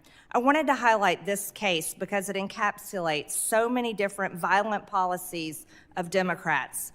This is an increase in trans violence with their embrace of gender ideology, an egregious catch and release policy implemented under the last 4 years, and sanctuary cities that harbor criminal, illegal alien monsters that have raped and murdered many Americans. Can you discuss further what you're facing in these sanctuary cities and the illegal alien monsters that have been released into American communities under the Biden administration? Yeah, unfortunately, Congresswoman, we arrest individuals like that every day because they're so prevalent on our streets, because of what happened under the Biden administration. Every day we're able to go out and encounter and bring to justice individuals who are raping our children, murdering our mothers, our grandmothers, our families are devastated by them. And I'm shocked at the Democrats' constant defense of these individual criminals over the American citizen that is out there just trying to live their lives, put food on the table, and live the American dream. And what we do at the Department of Homeland Security by making sure that we're out enforcing the law every day is making sure that those families get a chance to do that. So I'm so grateful for them. The 8,000% increase in death threats is real. These ICE agents and CBP officers that are out on our streets doing God's work live in these communities. They live there. These are their families and their neighbors that they're protecting, and they get up every day and do that job because they believe in their mission. They take an oath, and they are honorable men and women who are serving with greatness during a challenging time when activists and radicals attack them and put their lives in danger. I think it's shameful to see the defense of individuals who break our laws. We are a nation of laws. If we are not a nation of laws, we're no nation at all. And that is what we are doing every day, is following those. If you guys don't like the law, go change it. That's your job. You don't complain. I was raised by a dad who said we don't complain about things. We fix them. Well, go fix them. If you don't like the law, quit bellyaching, quit hitting and attacking our ICE officers, quit going out and protesting and screaming vile things at them, quit calling them names. We wouldn't let our children do that. Go do something that actually matters by having an honest debate and changing the law. That's your jobs. You all should be fired, in my viewpoint. I agree. Thank you so much for that, Secretary Noem. Back in 2021, I was one of only 16 members who voted against the Allies Act of 2021, which increased the number of special immigrant visas for Afghan nationals and loosened vetting requirements for eligibility. This brought in over 76,000 Afghans. Director Kent, what actions are being taken to identify and remove any of the 100,000 Afghan nationals admitted under the Biden admin who may have ties to terrorism, like the one who shot 2 National Guard members, tragically killing Sarah Beckstrom here in Washington, D.C.? I'm sorry, gentlelady's time has expired, but Can he just answer no, we're quickly? keeping everything quick to the 5 minutes. I'm sorry, but gentleman from New York is now recognized, Mr. Goldman, for 5 minutes. Secretary Noem, let's talk about the law. Do you agree that asylum is a lawful pathway to immigrate to this country? Yes or no? There's an asylum program, yes, in place. All right. So It wasn't immigrants used under then the with Biden ongoing asylum applications are legally in this country, correct? Excuse me, I'm sorry. Your question was? Immigrants with ongoing asylum applications are legally in this country. There are individuals in this country that have applications that And they are legally here because it's a lawful pathway, right? it's a lawful pathway. Okay, so And I if will- your department then deports anyone with an ongoing asylum application, you are violating the law, correct? Joe Biden left us with. I'm not asking about Joe Biden. I'm asking you a specific 1.5 question. million cases If your backlogged department asylum deports anyone Yes, with an the program- ongoing asylum application, you program are was violating the greatly law. Is that violated. correct? It was greatly violated when they allowed I'm 1.5 asking million you. people to come I'm in and asking you. granted asylum applications. Why are you filibustering? Why by can't you ignoring answer the laws. question? It's a Because simple Joe- question. Your president If your department and your secretary deports did not anyone follow the law, with an ongoing applications asylum application, you are violating the law. Isn't that correct? the asylum program was Okay. broken under the Mr. last. Chairman, I will reclaim my time. She's not answering the question. But the obvious answer is that, yes, if you follow a lawful pathway, asylum is a lawful pathway, if you have an open asylum case, you are here lawfully. But the problem that we are seeing around the country is that you are not following the law. Don't tell us to change the law. If you don't like the asylum system, you change the asylum law. Bring it to us. We'll work with you. I think it needs to be changed. But you can't just decide that you're not going to follow the law, and asylum is a law, and deport people who have ongoing applications. Unfortunately, that is exactly what's happening. It's happening across the street from my office right in New York City. Numerous, thousands of people who have come to court appearances, have left them with open asylum applications, have been arrested. And then they've been shipped off and many deported. In September, one applicant was ripped away from his wife and small children after such a court appearance. And then this happened to his wife. Please play the video. No, it's not. It's not this one. All right, it's not this video. Here it is.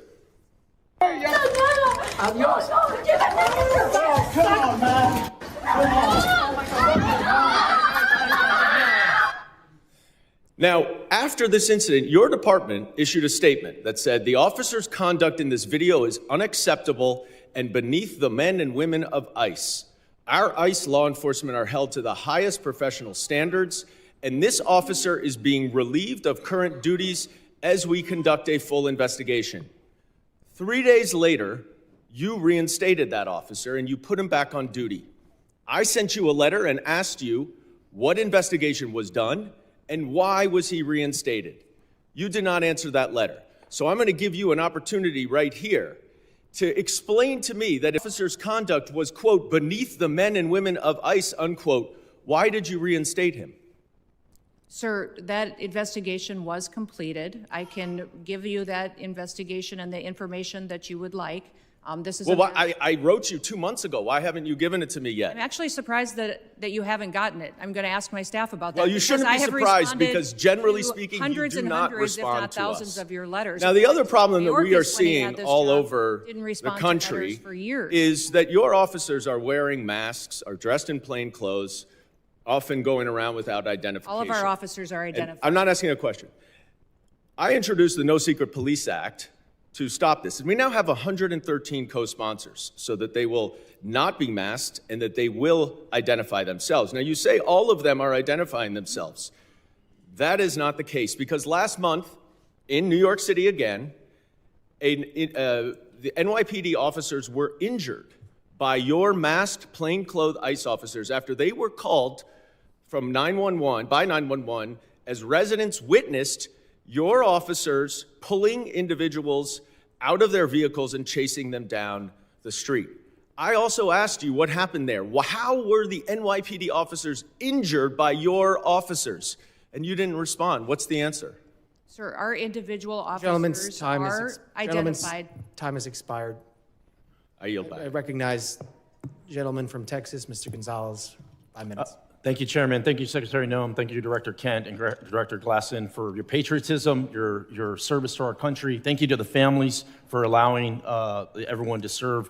We're grateful for that. Democrats like to show clip after clip. I represent a district that's half of the southern border. Our lives were turned upside down under Joe Biden, and now we have our lives back due to President Trump and due to the policies that y'all are executing. So thank you. I have one question, but I'm going to try to, if there's time. I think it'd be important for the American people to get an update on the role Coast Guard played in the Venezuela oil tanker seizure. But first, I'd like to once again, thank you for being here. And so I'd like to first thank you, CISA. Thank you for keeping our nation's critical infrastructure safe. You are our nation's cyber first responders. Thank you to the Coast Guard. During our Texas floods, you showed up, Coast Guard showed up, you saved lives. Thank you to the Coast Guard for all the work that they've done in Jayada South. They've been the tip of the spear in the Southcom AOR for a long time. Their work often goes unnoticed. Thank you, HSI, for leading these anti-gang task force. They work. They're going out there. You're apprehending murderers. You're apprehending sexual offenders. You're doing it in a local, state, federal way. They're working. Thank you for that. Thank you, ICE. Thank you for keeping us safe by deporting all these people. I really appreciate the innovative idea of DHS owning its own airplanes. It's ridiculous that we had to essentially contract out in order to have these repatriation flights. That is a game changer. Thank you for that. Thank you, ERO, for adding bed space. This is exactly how we continue to deport the millions of convicted criminal aliens that are in this country. Thank you, NCTC, for keeping us safe. You're exactly right. We thank you for vetting, for going out and finally doing the role of vetting these people. You and I served overseas. Many of us did. And we know oftentimes it was more dangerous at the chow hall than outside the wire, right? So thank you for that vetting. Thank you, Border Patrol, for ending catch and release. Thank you, TSA, for keeping us safe during all our travel, and then also looking into any future vulnerabilities. Thank you, Secret Service. Thank you for not only keeping our leaders safe, but a lot of people don't realize Secret Service is key to school safety. I think that's just so important that brings us all together. I wanted to use the bulk of my time to just thank you, because we don't do that enough here. It's always finger pointing. It's always somebody else's fault. Please go back to your agencies and thank the men and women that are serving every day. The operation that was conducted yesterday morning was a Coast Guard-led operation. It was in partnership with the Department of War and the Department of Justice, the FBI as well, and it was a successful operation directed by the President to ensure that we're pushing back on a regime that is systematically covering and flooding our country with deadly drugs and killing our next generation of Americans. Just the drugs that the Coast Guard has been able to interdict on the waters since that President Trump has been in office has been enough lethal doses of cocaine to kill 177 million Americans. That's 2/3 of our country. that has been saved by blowing up, by going after and bringing to justice these individuals that are out at sea and those individuals that are funding it with a shadow fleet of sanctioned oil that should never be sold to benefit their profits and their pockets to kill Americans. Thank you for that update. For many of us that served in uniform, oftentimes it was overseas. It was in the Middle East, or it was in Asia, or it was in Europe. And I think those AORs are very important. But for too long, president after president after president, our backyard has been left wide open, and we are completely shocked why all these terrorists are in our country and all these people are unvetted, all this chaos is happening when in our own backyard was unsafe. So thank you again for one. I know you traveled, you met with heads of state, El Salvador, Mexico, a couple that come to mind. But I just want to thank you and for making our backyard a priority and ultimately to keep Americans safe. Texans are more safe today than we were a year ago. And a lot of that is due to President Trump and due to the leadership that I'm seeing right here of executing those policies. Thank you, thank you, thank you. With that, Chairman, I yield back. Gentleman yields back. I now recognize the gentlelady from Illinois, Ms. Ramirez, for 5 minutes of questions. Thank you, Chairman. American citizens have been arrested or detained. We focus on those that are here illegally. Secretary Noem, you lie and you lied to the American people. I will be including into the record an article by ProPublica from October 16, 2025, entitled, "We found that more than 170 U.S. citizens have been held by immigration agents. They've been kicked." There's nothing smiling about U.S. citizens. I'm sorry, that's very inappropriate. Let me continue. They've been kicked, dragged, and detained for days. The next one. The Trump administration has specifically targeted the worst of the worst. The individuals that we are going after are those that are violent criminals, those that are breaking our laws. Secretary Noem, again, you lied to the American people. I will be including into the record an article by the NBC News from December 7, 2025, entitled, "ICE has arrested nearly 75,000 people with no criminal records, data shows."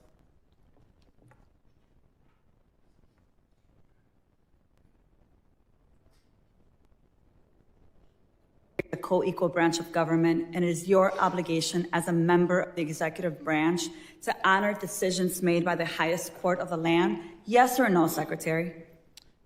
We are abiding by all federal judges' orders. Absolutely. The Justice Department said that when the administration was ordered back in March to stop sending detained migrants to a mega prison in El Salvador, you personally made the final call to continue the flights anyway. Is that correct? And the decisions that are made on deportations, where flights go and when they go, are my decision at the Department of Homeland Security. And we'll continue to do the right thing, continue to work and protect Americans, no matter what radical judge comes out and tries to stop us. We'll do.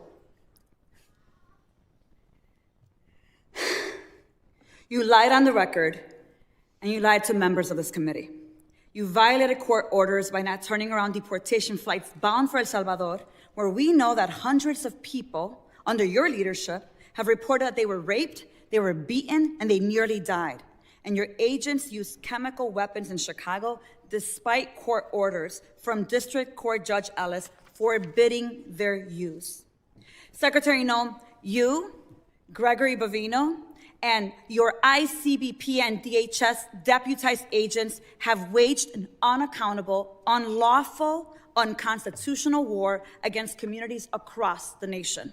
Our residents have been surveilled, they've been threatened, they've been tear gassed, they've been hit with pepper balls, they've been shot, they've been subjected to warrantless arrest and precision immobilization maneuvers, they've been kidnapped and disappeared under your leadership. So we have a lot to talk about, but you and your department continue to reject congressional oversight. And you know how I know this? I know this because I've requested a meeting with ICE Field Office Director Russell Hutt.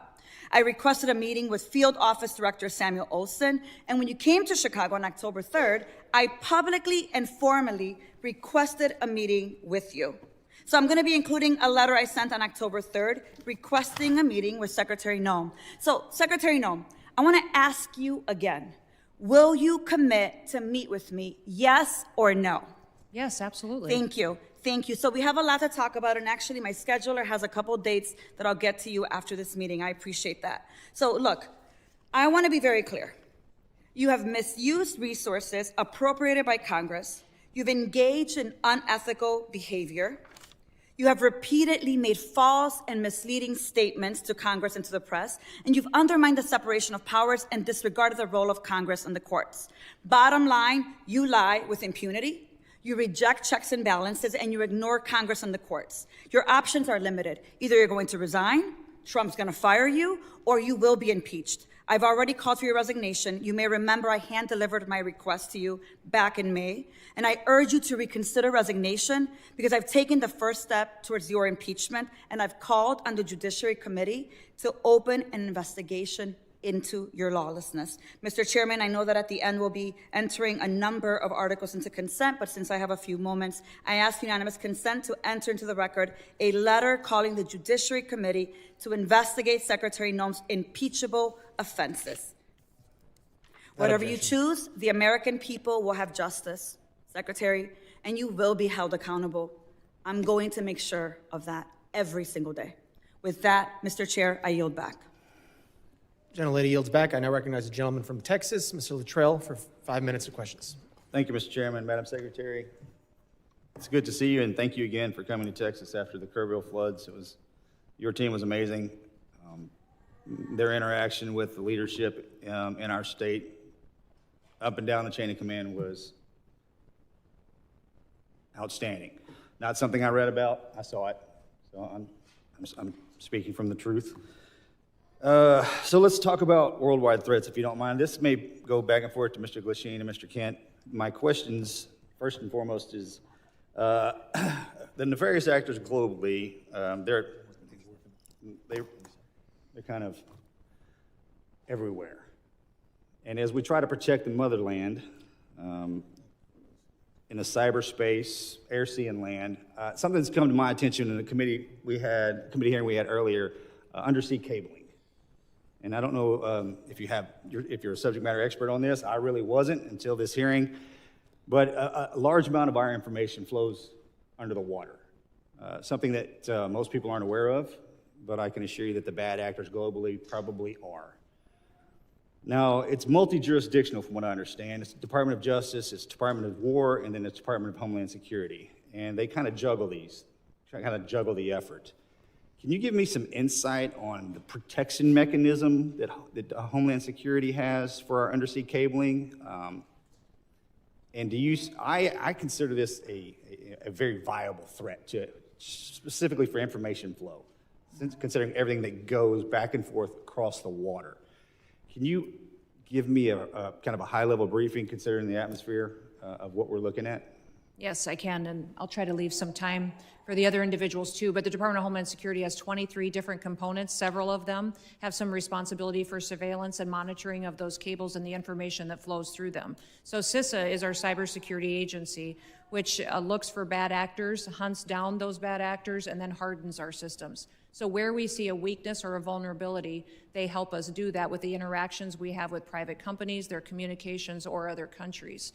But then we also have our Coast Guard out on the waters each and every day, which help us with surveillance activities to see if there's nefarious actors that would be out there jeopardizing those systems. We have INA, which is our intelligence and analysis.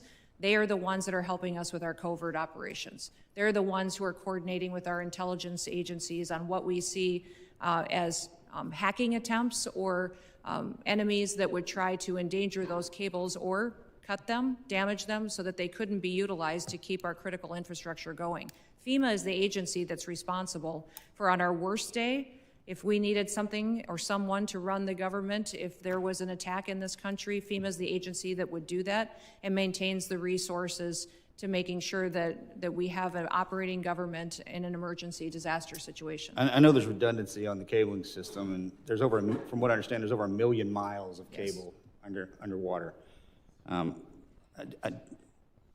want to make sure that we have enough protection in place so the ripple effect is not catastrophic to the country. Mr. Kent, you got something to add to that? I was going to shift over to Mr. Glasheen. In terms of undersea cabling, no, I do not. Okay. Mr. Glasheen, I have a question for you. So as far as trafficking, human trafficking, drug trafficking, this always hurts me to say this, but Houston, Texas is in my district, and it is the worst city in the country for sex trafficking in the country. I just cannot believe that. What is the FBI doing amongst other agencies? You just happen to sit here in front of me. And Madam Secretary, you can probably jump in on this too. Enough's enough. I understand the complexities of the World Wide Web and how these bastards are doing this, and we can't seem to grab a hold of them. What's the answer? Our HSI investigators specialize in child trafficking and human trafficking. They get up every single day and hunt down those individuals that victimize our children and partner with nonprofits and other agencies with the FBI to do that. Yes, it's shocking to me that Houston is one of the hotbeds as well. We need to take a better look at this because we're losing. I mean, we're losing so bad, I don't even know how to define it. And this has been happening. I said this exact same thing to Mr. Mayorkas, and if I was here before that, I'd say the same thing again. It's just, we have not figured it out. Mr. Glasheen, you got anything for that? Yeah, I would tell you, it's been a priority with this director. And, so far this year, compared to last year, we have 300 plus human traffickers arrested, up 15%. I'm sorry, sir. Mr. Chairman, I'll yield back. I appreciate that, and I'll catch you after class. If one of the following witnesses wants to give him some time to answer that very important question, they can do that. Gentleman yields back. I now recognize the gentleman from New York, Mr. Kennedy, for 5 minutes. Thank you, Mr. Chairman. Secretary Noem, with about a year as DHS Secretary under your belt, there's no shortage of criticisms for me to choose from today. You've deported American citizens, bringing a level of inhumanity to this nation's immigration laws that I haven't seen in my lifetime. You've terrorized communities, including my own in Buffalo, New York, vowing to go after the worst of the worst, but instead detaining women, children, and hardworking individuals in pursuit of the American dream. You've botched a response to one of the most devastating floods we've seen, an extreme weather event along the Guadalupe River that took more than 130 innocent lives, including more than 35 children. Central Texas waited days for your agency to respond because of the reckless policies you've implemented. Your FEMA lead was missing in action, completely unreachable, as were FEMA's call lines, with 84% of calls unanswered on July 7th, 3 days after the floods. FEMA personnel, despite your slashing of their ranks, who were ready and willing to help, waited days to spring into action because of your policies. Disasters do not wait for bureaucracy. Your abysmal performance goes beyond your woeful disaster response. You've also taken a sledgehammer to FEMA's recovery, preparedness, and mitigation missions. You canceled more than $4 billion in building resilient infrastructure in communities funds, a program that helps communities reduce their risk of natural disasters. You withheld millions in FEMA funds for emergency alerting infrastructure found to be in violation of the Impound Control Act. You, perhaps most critical to my state of New York, canceled more than 90% of New York State's Homeland Security Program funding, including $134 million in urban area security initiative funds for New York City's greater metropolitan areas. You have mismanaged these grants to the point where cities and states, including New York, are suing you to recover counterterrorism funding that's lawfully theirs and that Congress intended for them to receive. It's a tragedy that we're here today discussing these cuts to counterterrorism and security grant funds for a city that was the main site of the September 11th attacks, the entire reason your department was established in the first place.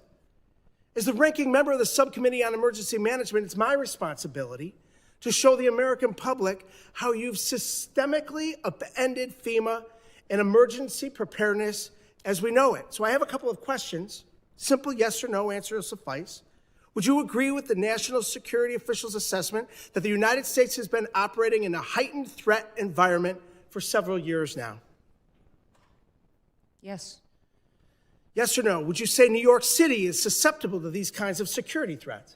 Yes, and that's why they should spend So with New York the City $440 being the million number they one had in terrorist reserves target in the that nation, the federal government gave them with to New use York to City secure being their the number city, one, I which reclaim they my did time, not with New York spend. City being the They number did not one spend the hundreds security of threat in millions this of dollars nation, they had it's to secure their unconscionable city that you and would to cut release criminals on the street each and every day. $134 million in urban area security initiative funding for the city of New York. What compelled you to knowingly make our cities less safe with these funding cuts? What compels you, your mayor, and your governor to release thousands of criminals on the streets rather than to turn them over to ICE? You'd rather release Secretary Noem, a murderer out onto your Noem, street, you cut a rapist on your street, $134 million and honor our detainers. in You should funds honor our detainers to support the against violent security criminals of to get New them out York of New York City City. and the state of New York, the number one threat in this nation. In your own words, your cuts are blatantly political, callous, and outright dangerous. It's clear you have no interest in countering real threats in the homeland. While high-risk cities and disaster zones wait for help, you've devoted the past 11 months of violent raids, anti-police policies, and nonstop photo ops. You've brought shame to a department that was created after 9/11 in a time of unity to protect our people. Your failure to lead is a direct threat to the homeland security in our nation, and you should resign immediately. I yield back. Gentleman yields back. I now recognize the gentleman from Alabama, Mr. Strong, for 5 minutes of questions. Thank you, Mr. Chairman, ranking member, and members of this committee. I thank you, too, to our witnesses for being here today, for your work to protect the homeland in an increasingly complex threat environment. My question today focuses specifically on the evolving drone threat. Mr. Glasheen, the FBI's National Counter-UAS Training Center at Redstone Arsenal, is now the central hub for preparing federal, state, and local partners for drone threats at major events. What makes Redstone Arsenal such an effective location for this mission, and how does that setting support the scale of training required for World Cup, America 250, and the 2028 Olympics? Thank you for your question, Congressman.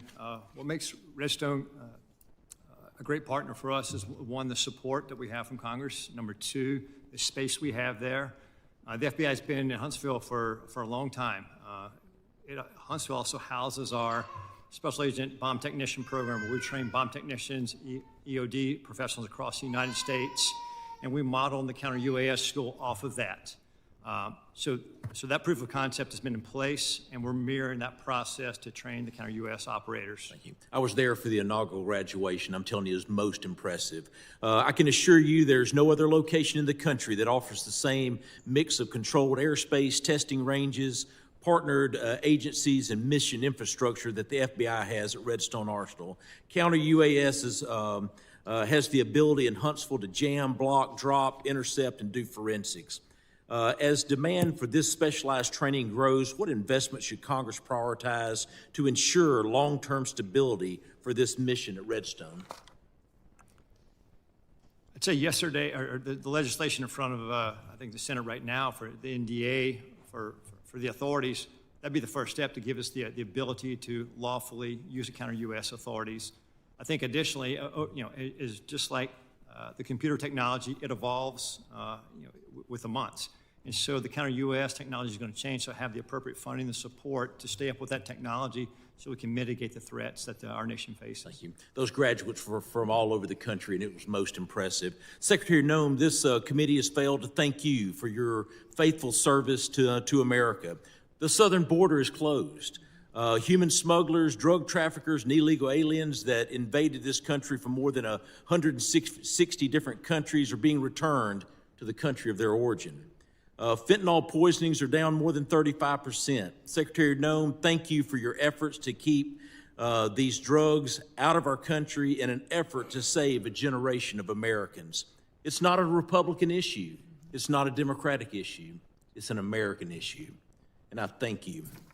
Secretary Noem, many of the most advanced counter unmanned aerial systems technologies are being tested and evaluated in North Alabama. How is DHS ensuring that those capabilities transition quickly into field use, particularly ahead of these major events, and what more can Congress do to accelerate the pipeline?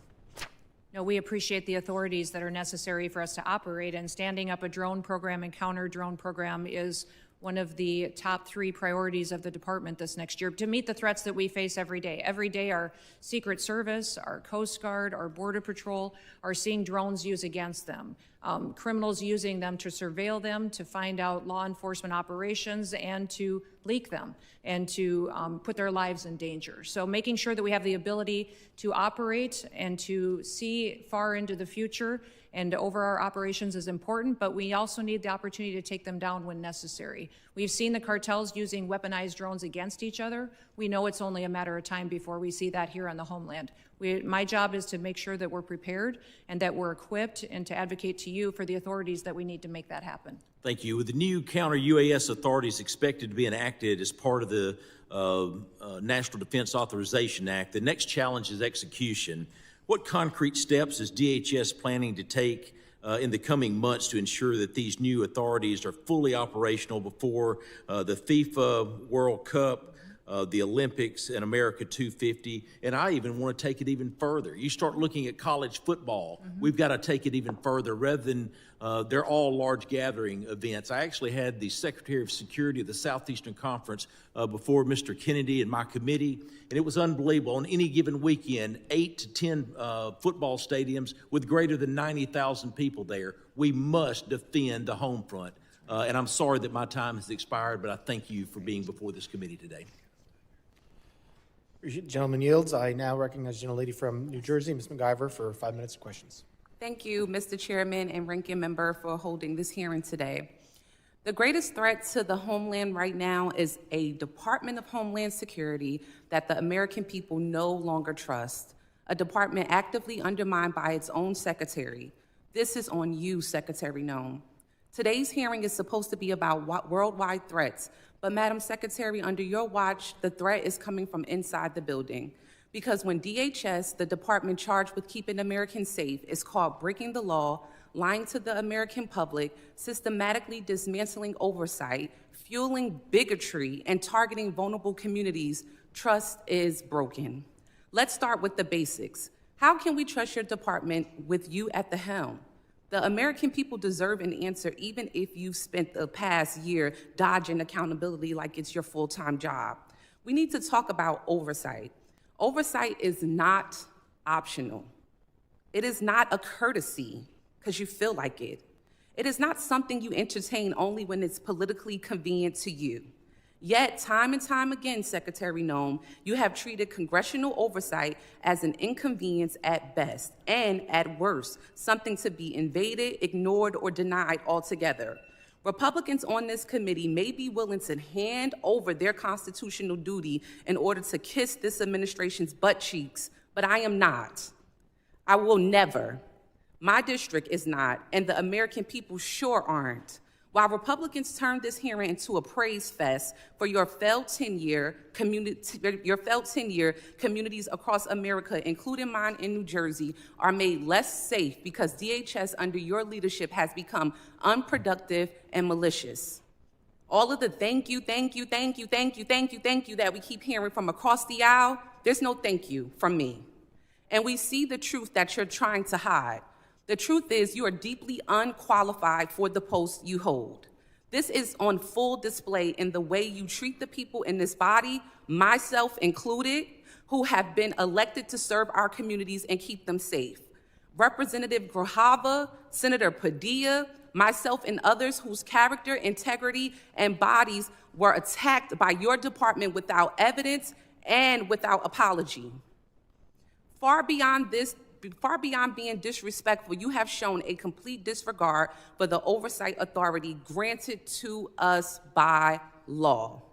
You have repeatedly shown that you will target whoever you want, whenever you want, without accountability. Members of Congress, members of our communities, and even American citizens, as many of my colleagues have continued to point out today.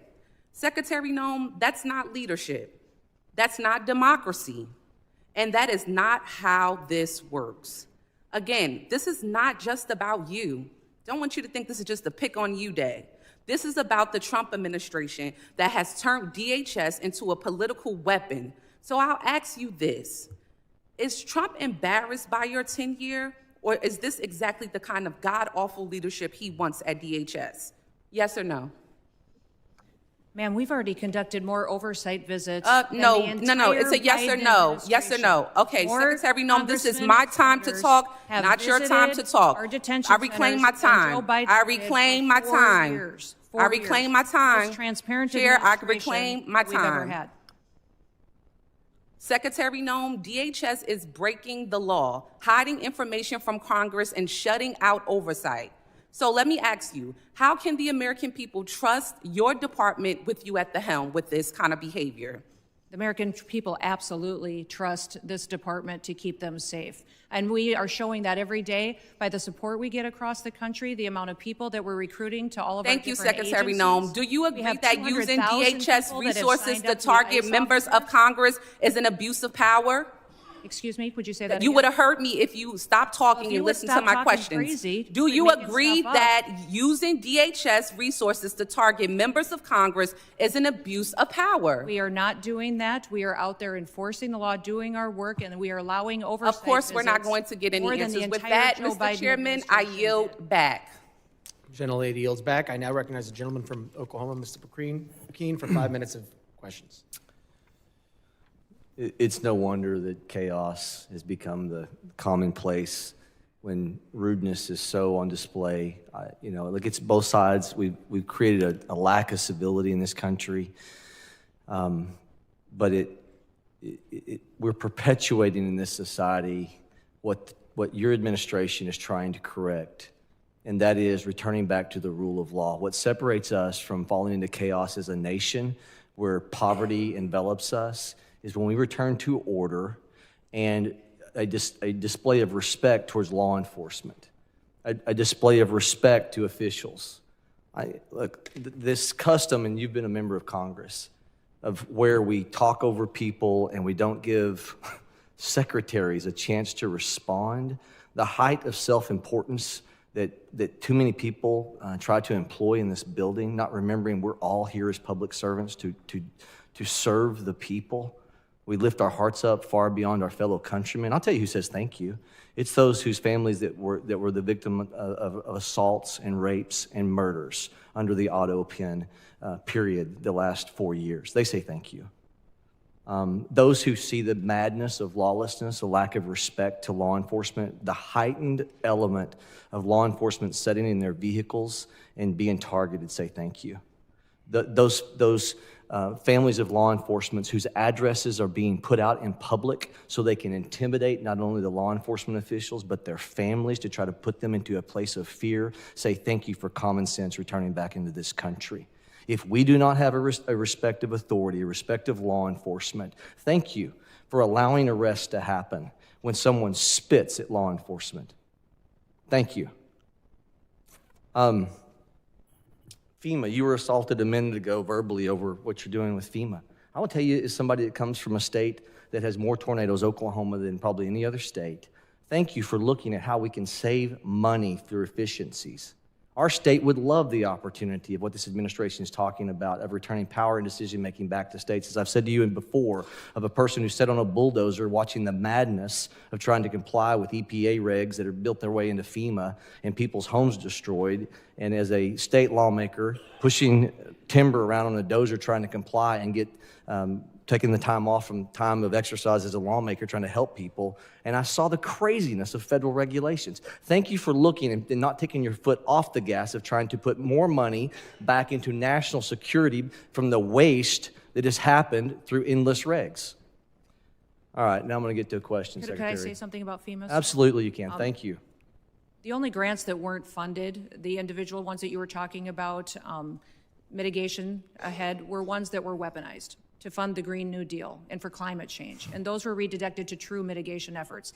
FEMA today is deploying resources 2 times faster on average than in history, which means the dollars are going out twice as fast than they ever have before. And the president, as soon as these disasters are happening, is deploying those resources to Republican and Democrat states. New Mexico, Texas, Alaska, they're all getting dollars immediately, and we're responding immediately to our people. I have to actually leave this hearing early because the FEMA Review Council is giving their report today on suggestions for changes to FEMA. and Thank I you for have not to- taking your foot off the gas I have on to that. co-chair it, but I will be leaving soon to have to go do that. But those suggestions are Republicans and Democrats coming forward with how FEMA should go forward in the future based on the president's vision for making sure that states get the chance to manage it and that local emergency managers get the chance to go and help their communities in a much more efficient way. Take those monies and let's move them to true national security through waste and inefficiencies.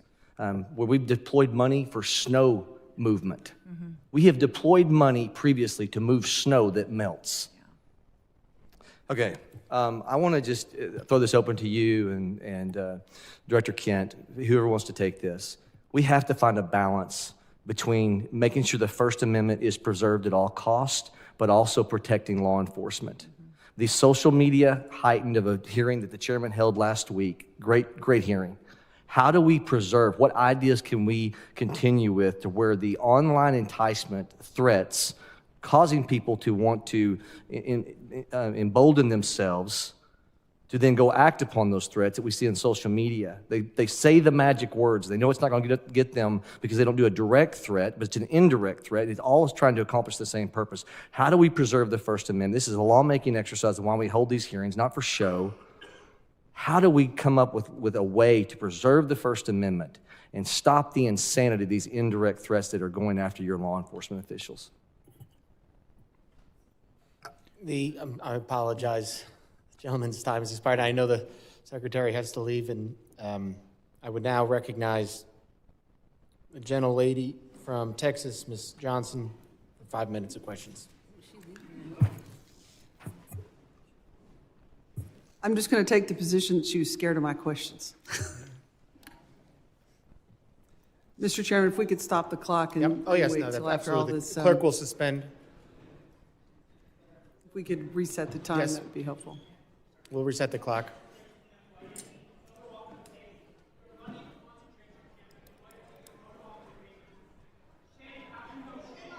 Gentlelady, prepared?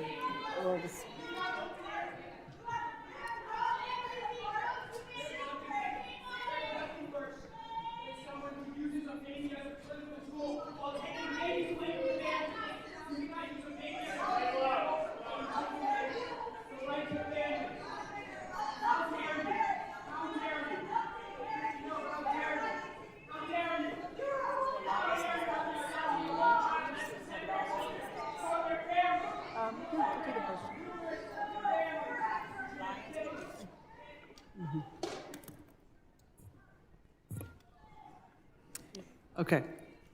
Thank you. Gentlelady's recognized. Yeah, thank you, Mr. Chairman. I just want to respond to a lot of what Secretary Noem has just testified to. And gentlemen, I have some comments that I hope you'll take back to the Secretary and to the Department.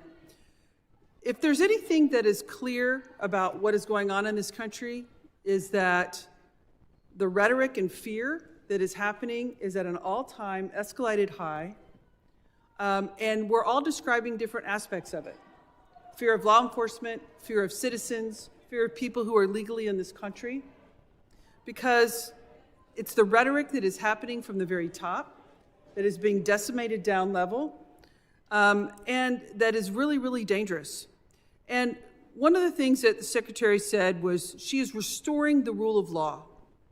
That is absolutely not true, because the rule of law is founded on two fundamental principles: that if you are going to be subject to a criminal arrest in this country, that there is probable cause to do so. You can't just snatch somebody walking into a coffee shop because of the color of their skin. There's no probable cause for that. And also that you will get due process. And that is not happening. And so what you're seeing is an overwhelming frustration of the American people in this country, that the lack of respect and regard for the rule of law. My colleagues highlighted that we're only going to pursue serious threats. It's just not true.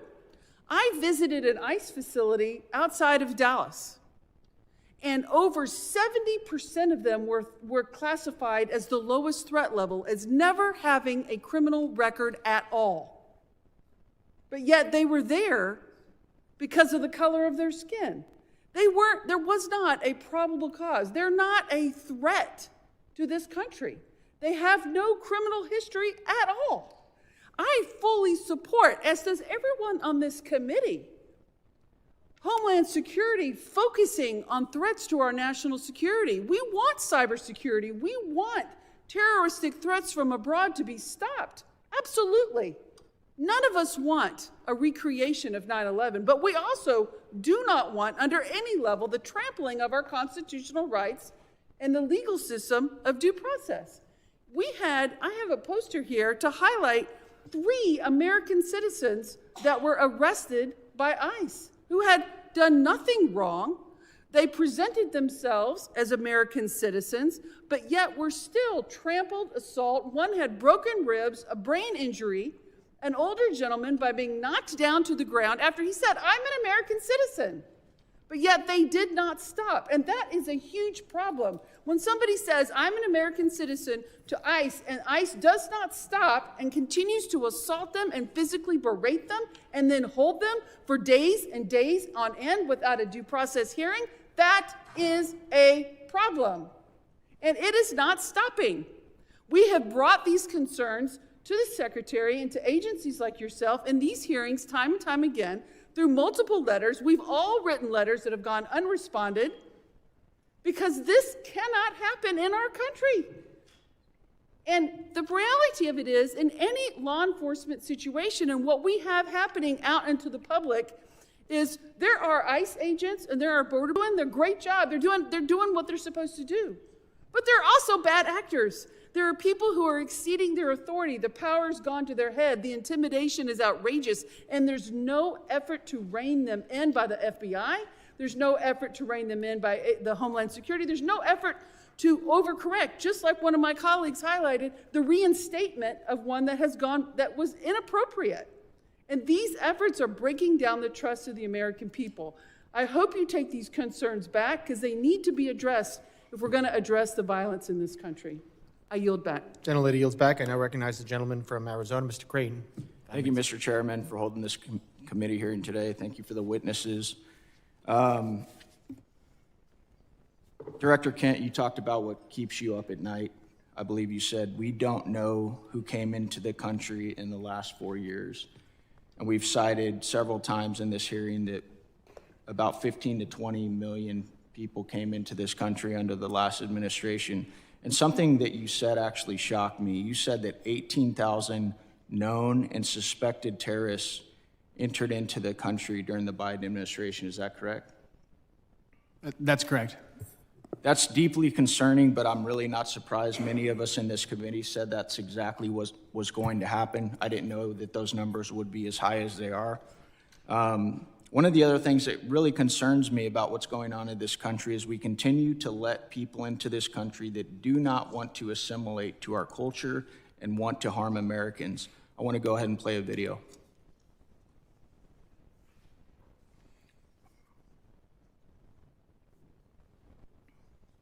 Law should be above the U.S. Constitution. Yes. Yes. Should Sharia law be over the U.S. Constitution? Yes.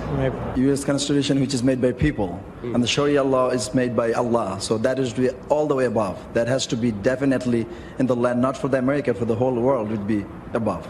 So that should be above the U.S. Constitution. Yes. Do you feel more comfortable living under American law, or do you feel more comfortable living under Sharia law? Sharia law. I'm a Muslim. I prefer Sharia law. Sharia law, yes. You prefer Sharia law over American law? Of course, yeah. They always can come with the same accusations. This speaker supports death penalty for homosexuals. This speaker supports death penalty for this crime or that he is homophobic. These are general views that every Muslim actually has. Every Muslim believes in these things. If the law of the land is Islamic, we will respect the law of the land. What if it's not Islamic? If it's not Islamic, then the law of the land and those who make it can go to hellfire, honestly, because Allah said in the Quran, in chapter 33, verse 1, He said, O Prophet, fear Allah and do not obey the disbelievers and the hypocrites. You know why they're worried about the border? Watch this clip here that Vinny just sent with Al-Qaeda. I call upon every Muslim in the infidel, criminal, and arrogant United States, does not matter if they're Arab, American, or other descent. I'm saying to all of them, revenge, revenge. Do not consult anyone by killing infidel Americans. You should have a lot of determination, and a list of your targets should be effective. Director Kent, what do you think when you see a video like that? I think we didn't have control of our borders, and we don't know who's come into our country. However, we have had around 2.7 million individuals from Muslim countries and Muslim regions who came in under the Biden administration, who went through minimal to no vetting whatsoever, who probably share values like the folks that you saw on the screen. Director Kent, are you aware that when we invite people into this country and they become citizens, they swear an oath to defend and support the Constitution and the laws of the United States of America and against all enemies, foreign and domestic? Yes. What do you believe the long-term consequences will be if the United States continues admitting individuals who either openly reject assimilation into American civic culture or who falsely swear an oath to uphold the Constitution despite having no intention of honoring it? We simply won't have a country anymore as we know it. I think we can look to Europe and to the UK to see exactly where this leads. I agree 100%. Director Kent, are you aware of some of the differences between U.S. Constitution and common law interpretations of the Sharia law? I am broadly, yeah. What are the differences in your opinion, and I know you're not a doctorate on this subject, but between the First Amendment, which guarantees freedom of speech and the press, including the right to criticize religions, religious texts, and public figures without government punishment? Yeah, the freedom of speech, I think, is huge because you don't have that under Sharia law, and you also don't have the assumption of innocence under Sharia law as we do. Many interpretations of Sharia, blasphemy, criticism of the Quran or the Prophet Muhammad can be a serious offense, sometimes punishable by death. And there are many others that I don't have time to get to, but I wanted to bring that up today so that Americans understand the differences and why we need to be very careful about who we let into this country. I thank you guys for the work you do. I thank you for those underneath you working so hard to keep the American citizens and people safe. Thank you, Mr. Chairman. I yield back. Gentleman yields back, and I remind if you don't get to questions that you want to ask, you can submit them for the record, so we can do that at the end. I now recognize the gentleman from Puerto Rico, Mr. Hernandez, for 5 minutes of questions. I have some matters of interest regarding immigration and FEMA, but before that, Mr. Kent, does the Bible say anything about freedom of speech? Not a biblical scholar. I don't think it does, and I'm concerned about singling out Muslims and specific religions to talk about how their religious dogma conflicts with our laws and constitutions. I lament that Ms. Noem has had to leave early today, but I wanted to talk about the atrocities that the DHS's immigration enforcement and the pain it is causing in places like my home district of Puerto Rico. Just a few weeks ago, we witnessed ICE shove a pregnant woman. I cannot imagine, as an expecting father myself, the anxiety that family must have gone through when they took that person to the hospital and treated her for her injuries. Also, a few weeks ago, CBP detained Aracelis Terrero from the streets of Cabo Rojo. They put her on a plane. They sent her to Texas. She was in a detention facility. She was removed from the detainee location service, and she was not allowed to contact her attorney. Ms. Terrero was a domestic violence victim who was in Puerto Rico with a legal work permit. And I wanted to ask Ms. Noem if DHS policies allow CBP agents to detain persons who are legally in the United States. I wanted to ask Ms. Noem the legal authority behind the detention of Aracelis Terrero. I wanted to ask Ms. Noem why she was removed from the detainee location system. I wanted to ask Ms. Noem why Aracelis Terrero was not allowed to contact her attorney. Unfortunately, I predict that she would not have given us adequate answers based on the answers that she has provided to my colleagues here today. Now, I also wanted to raise a concern with Ms. Noem regarding TSA agents. In Puerto Rico, I witnessed how many TSA agents worked arduously without pay during the government shutdown, and how her announcement that they would get $10,000 as a bonus for working without pay during the pandemic actually created the opposite effect of boosting morale, because it was so selective that it excluded, apparently, most workers. And finally, I wanted to raise the concerns of red and blue mayors from Puerto Rico. I emphasize red and blue mayors, Republican and Democratic mayors, regarding her recent secret policy regarding transactions or grants for FEMA money that exceed $100,000. So to their surprise, they found out that grants and funding assignments exceeding $100,000 would now need to be approved by Secretary Noem. But there was no transparency regarding that rule. And we have no information regarding the application and the enforcement of that rule. And I sent her a letter with 15 other members asking those questions, and I got a letter in response that has no answers to these questions. And I wanted to urge her to reconsider this policy that is delaying aid and reconstruction funds for the people of Puerto Rico, which are still suffering 9 years after Hurricane Maria, and that this is affecting Republicans and Democrats, that reconstruction should not have a party ID, and that instead of fighting the bureaucracy, this has made the bureaucracy worse. But unfortunately, Secretary Noem left early, and we are left expecting these answers. Thank you, and with that, I yield back. The gentleman yields back. I now recognize the gentleman from Tennessee, Mr. Ogles, for 5 minutes of questions. Thank you, Mr. Chairman, and thank you to the witnesses. Let's be clear. The United States of America is safer today because of President Trump. The United States of America is the dominant predator across all landscapes because of President Trump. We have restored our status as the global leader because of President Trump. Hard stop. Now, when we look at the topic of the hearings, the objectives, there were 6 bullet points. I'm going to hit the highlights, examine the full scope of evolving threats facing the United States of America, particularly on readiness at the federal, local, and state level. Highlight the significant, number 2, the significant national security gains achieved by President Donald Trump. 3, review the Trump administration's efforts to reverse the damage caused by the Biden border crisis. 4, analyze the scale and scope of cyber threats, which is my area as the chairman of the cyber subcommittee. 5, discuss the evolving terrorism landscape, including FTOs, HVEs, and DVEs. And 6, evaluate emerging unconventional threats. Unfortunately, my colleagues must not have read the memo, because that's not what they've talked about. They want to talk about ICE and immigration. So let's talk about that.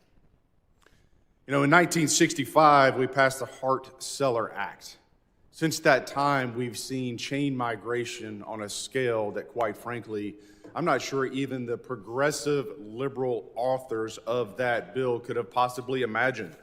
In that amount of time, we've seen 60 million migrants come into this country, most of which, 90%, from third world countries. There are roughly 300,000 Afghans in America, 200,000 of which came under Biden. Approximately 45% of Afghans are on U.S. food stamps.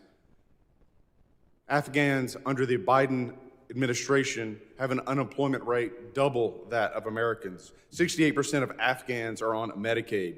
Let's go overseas. And so if that sounds like political rhetoric, let's look at the facts. Paris, 48% of crimes committed by foreigners, most of which were Muslim. Overall crime has surged since the Islamic migrant influx. That is from the French Interior Ministry. London, 40% of sex crimes are committed by foreigners, most of which are Muslims. That's the Metropolitan Police Department. Rome, 83% of 2024 street robberies by non-EU citizens, almost all of which were Muslim. Sexual assault, 69% Muslim, Italian police reports. Minneapolis, here in the homeland. Violent crime in Cedar Riverside, a Somali hub, rose 56% 2010 to 2018. Dearborn, Michigan, crime 105% above the national average.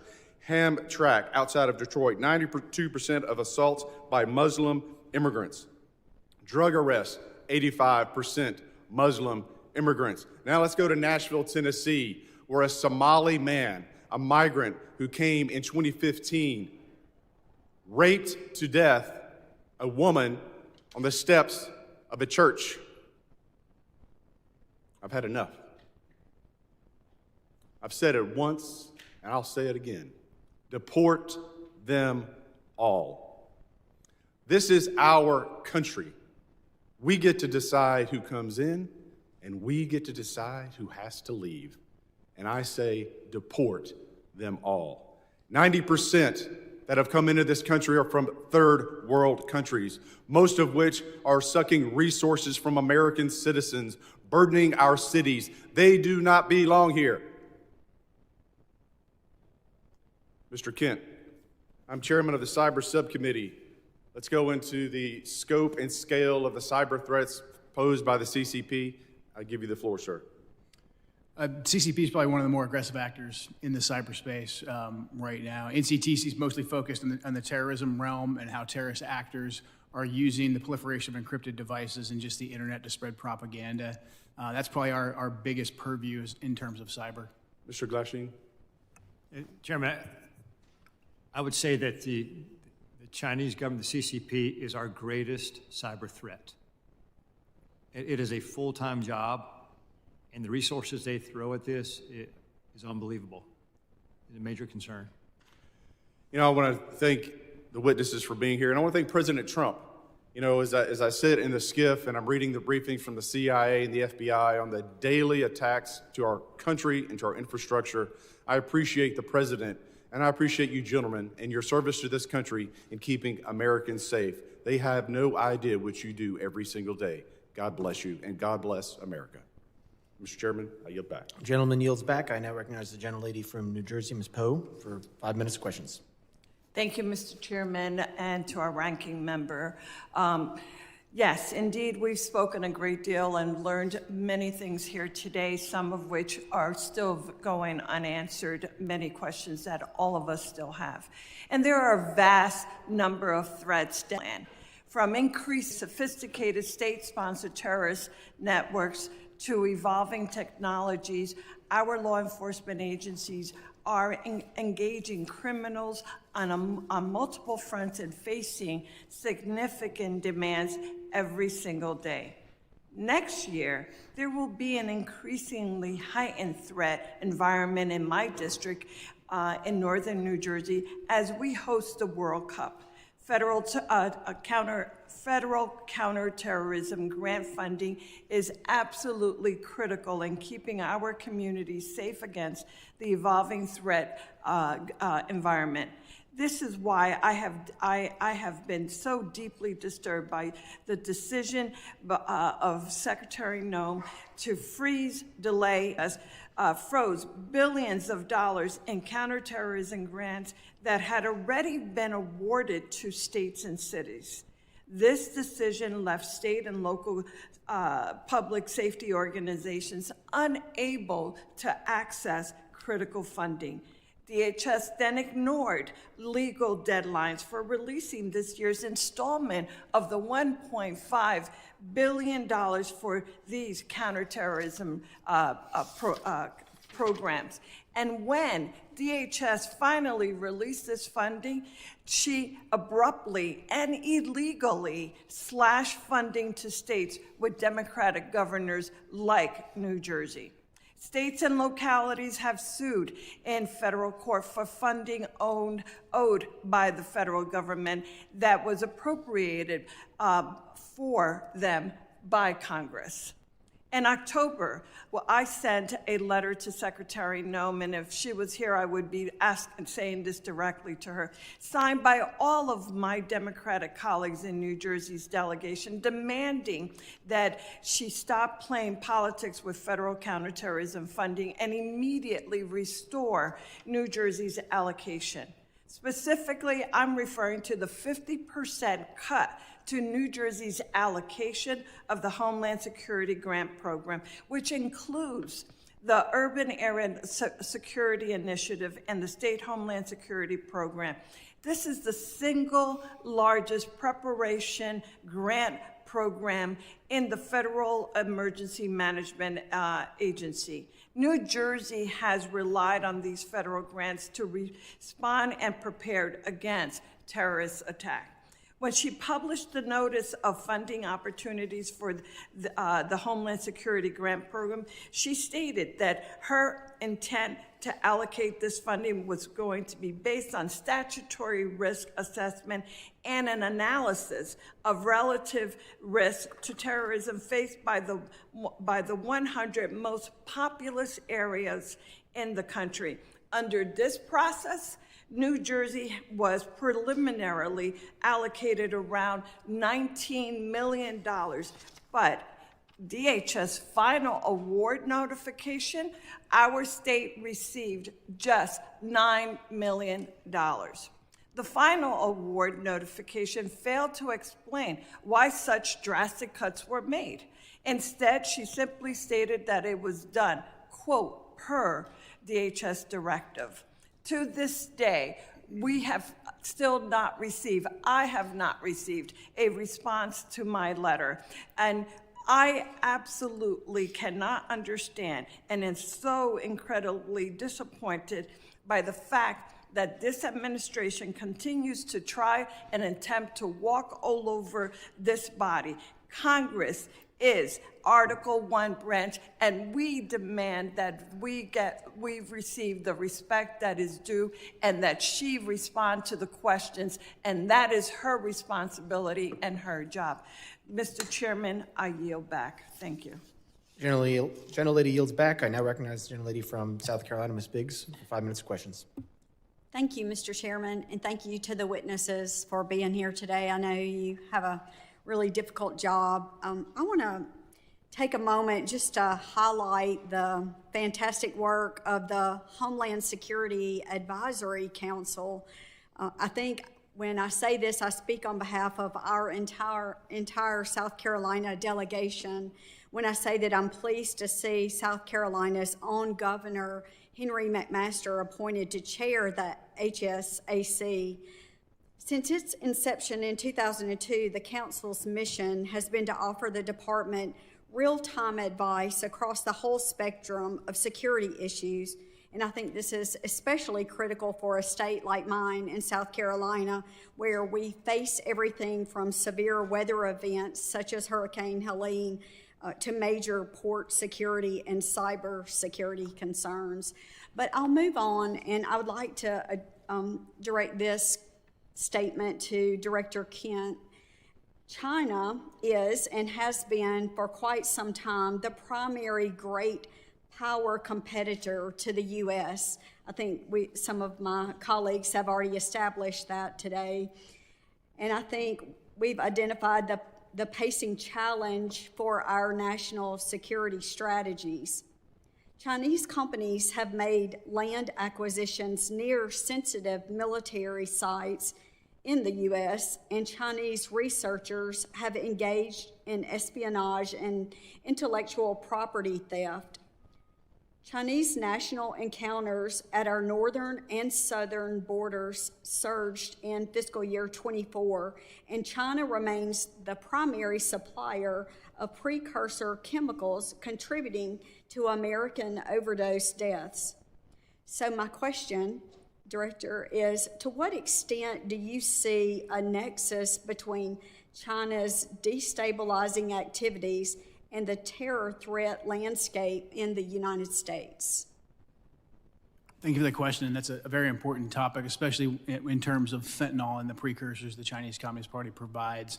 Working directly with the cartels, we have agents of the Chinese Communist Party, some directly affiliated and some indirectly affiliated, that are working with the cartels to continue to change essentially the recipe of the fentanyl, because as we designate these different precursors and they kind of fall off the market or become more regulated, these advanced chemists will then come into play, and they're the ones that provide the new ingredients, the new ways to manufacture fentanyl that kills American citizens. So this is something that we're looking at, in particular the relationship between these Chinese actors and the Mexican drug cartels. Well, thank you so much. And Sir, if you have any additional information, I'd be happy to hear. Yes, ma'am. Thanks for the opportunity. I think to your question is, if our country is destabilized, it creates a lot of vulnerabilities for us. And whether it be the fentanyl is what you're talking about here, it could definitely affect our national security. Regarding the fentanyl, one thing Director Patel recently did is we've recognized the challenge that fentanyl faces in the United States. And instead of continuing to address the symptom, look at the root of the problem. He recently went over to China, met with his counterparts in MSP, and they agreed to put 13 precursor chemicals on an export control list. And if we can prevent the chemicals and the precursors coming to the United States or into the, Mexico or anyone that puts together the fentanyl that comes into the United States, that can have a greater effect to reduce that threat to the United States. Well, thank you so much, and I appreciate you being here and hope you realize how important your work is. And I know the district, my 3rd district of South Carolina, is counting on you to continue that hard work. I yield back, sir. Gentlelady yields back. I now recognize the gentleman from Virginia, Mr. Walkinshaw, for 5 minutes of questions. Thank you, Mr. Chairman. I regret that Secretary Noem tapped out after 2 hours, but nonetheless, I want to focus on an issue that I think is really important. The misuse of taxpayer funds and the steering of DHS funds to politically connected firms tied to the Secretary's office, while hiding that activity from the American people. Secretary Noem has been criticized by members of her own party and by the Trump administration for being slow and ineffective when Americans actually need her help. Republican Senator Tom Tillis said she was, quote, slow off the mark in getting disaster aid out the door. A senior administration official recently told Politico that there was, quote, some fishy stuff going on with money at DHS. And the veto authority she handed to Corey Lewandowski over contracts and grants has delayed life-saving resources after disasters. So when it comes to helping disaster victims, she's been slow and ineffective. But when it came to spending money on her own image and then funneling that money to her friends and her political allies, she moved with remarkable speed. According to reporting by ProPublica, DHS obligated $220 million for an advertising campaign featuring her in staged, phony border imagery and featuring pictures of President Trump's private properties. That money, that taxpayer money, was routed through a newly created and secretive Delaware shell company. It was then secretly funneled from that shell company to a firm with direct political and personal ties to her office and her political operation. That firm is called the Strategy Group. This situation has all of the elements of political corruption. First, she invoked emergency authority to bypass competitive bidding. Second, she concealed the true destination of the money by routing it through a shell company, a red flag in any corruption investigation. Third, the firm that actually did the work, that filmed her attempting to herd cattle, has documented political and personal ties to the secretary and her senior leadership. Fourth, her directive requiring personal approval of all contracts over $100,000 concentrated power in the hands of the very people tied to the firm that secretly received the work, her and Mr. Lewandowski.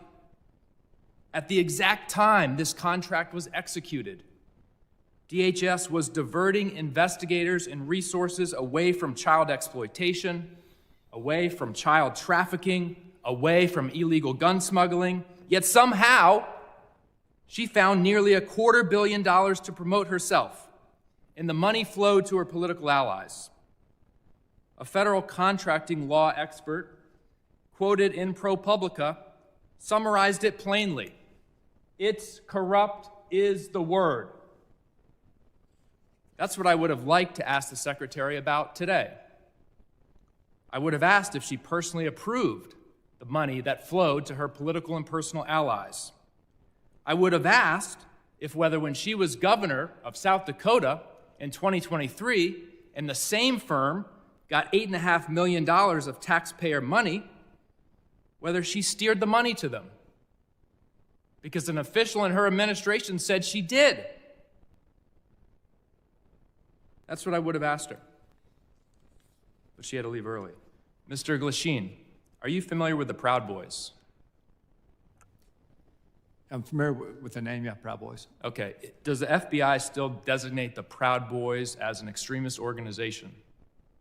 They did in 2018 in President Trump's first term. We are in the process right now of changing our categories for domestic terrorism.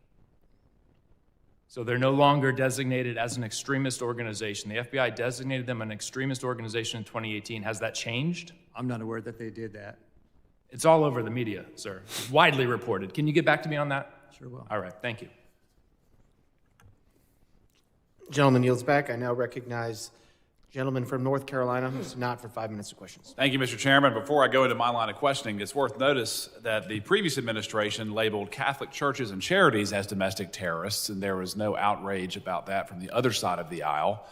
But regards to today's hearing, threats that currently face the country, we have millions of people in this country right now who will harm the country either with specific intent or by natural effect. There's a refusal to assimilate. There's a disdain for Western values. There's even a disdain for this country. We've seen it recently in the unfortunate but staggering case that we've become aware of in Minnesota. Somalian groups who have come here to defraud the United States to the tune of billions of dollars, submitting fake invoices, at least motivated in part for personal enrichment, and then to fund terrorist groups back home, our adversaries. And one of the points that I find most disgraceful from the other side of the aisle, they would rather talk about Secretary Noem rather than these threats that we are trying to combat. And they also say that this is strictly a race issue. That's a disgusting accusation. From my experience in law enforcement, there were people from all over the world who exploited the open border policies or weak legal immigration policies to come here, whether they were from Eastern Europe, China, Russia, the Middle East, Northern Africa, Pacific Islands, and of course, South America. It's a full world problem that is operating inside of our borders. So, Mr. Kent, let me just start with you. How can we programmatically identify, again, these threats that arrive at the point of millions of people who are here specifically harming the country? So right now we're in the triage phase. We've already identified 18,000 individuals who have ties to known suspected terrorists and terrorist organizations. So we're starting with them, working with DHS and the FBI to locate and deport them. But as you pointed out, it is a much bigger problem. We've had 2 to 2.7 million folks from Muslim countries, Muslim regions that have come into the country under Biden with minimum to no vetting. Well, I asked you the question, how do you vet someone that doesn't come from a functioning country? Exactly. You simply can't. That's why prior to the Biden administration, these individuals, even ones who wanted to claim asylum, they had to go to the first safe third country. And it would take 18 months to 2 years to properly vet them. Biden threw all of that out the window. We were assured by Secretary Noem's predecessor that every Afghani refugee who came in under the asylum program was thoroughly vetted. Was that true? That was a lie. Any of those individuals who were vetted, such as the terrorists in D.C., they were vetted under a war zone standard to see if they could serve as a soldier or as a guard or a cook or something like that, to see if they posed a threat to us tactically in Afghanistan or Iraq, but not to be our neighbors. Two completely different systems of vetting. The Biden administration used the tactical vetting as a ruse to get millions of people into And then once they were here, we have eyewitness testimony that they were deployed to military bases and then picked up by people who were already in the country, never to be seen again. Is that consistent with what you've seen in your current position? Absolutely. We're having a hard time running down where a lot of these individuals are. That's why we haven't been able to locate and deport all of them rapidly. What tools can we assist you with in identifying these self-radicalizing circles who are inside the country currently? One thing that I want to be sure that the people who are watching this know is that the shooter who committed the act of terrorism against the 2 National Guard members, he was radicalized here. Yeah. How are we going to identify, again, the people who are inside of our own borders, empowering our enemies to commit harm inside this country? Right now, the Trump administration has essentially gone back to letting us enforce laws, letting us enforce immigration standards, and letting us vet people. What I would like to emphasize to this committee and to the American people is that we simply cannot go back and retroactively vet these millions of folks that came in under Joe Biden. We have to locate them, and we have to deport them as soon as we possibly can. Those who want to reapply, they can have the opportunity to reapply. So in terms of what we need, we just need the longitude to do our jobs. We're getting that from the Trump administration, and we appreciate the support of this committee. Yep. Mr. Glasheen, I want to give you a time to answer. In terms of the types of domestic terror that we currently face inside of our own borders, can you briefly describe that with the remaining minute that I have? Yeah, and thanks for the opportunity. I want to make very clear, I know the question came up earlier about designating the Proud Boys. The FBI doesn't designate domestic terror groups. We don't do that. That wasn't a serious line of questions. We investigate people. Yes.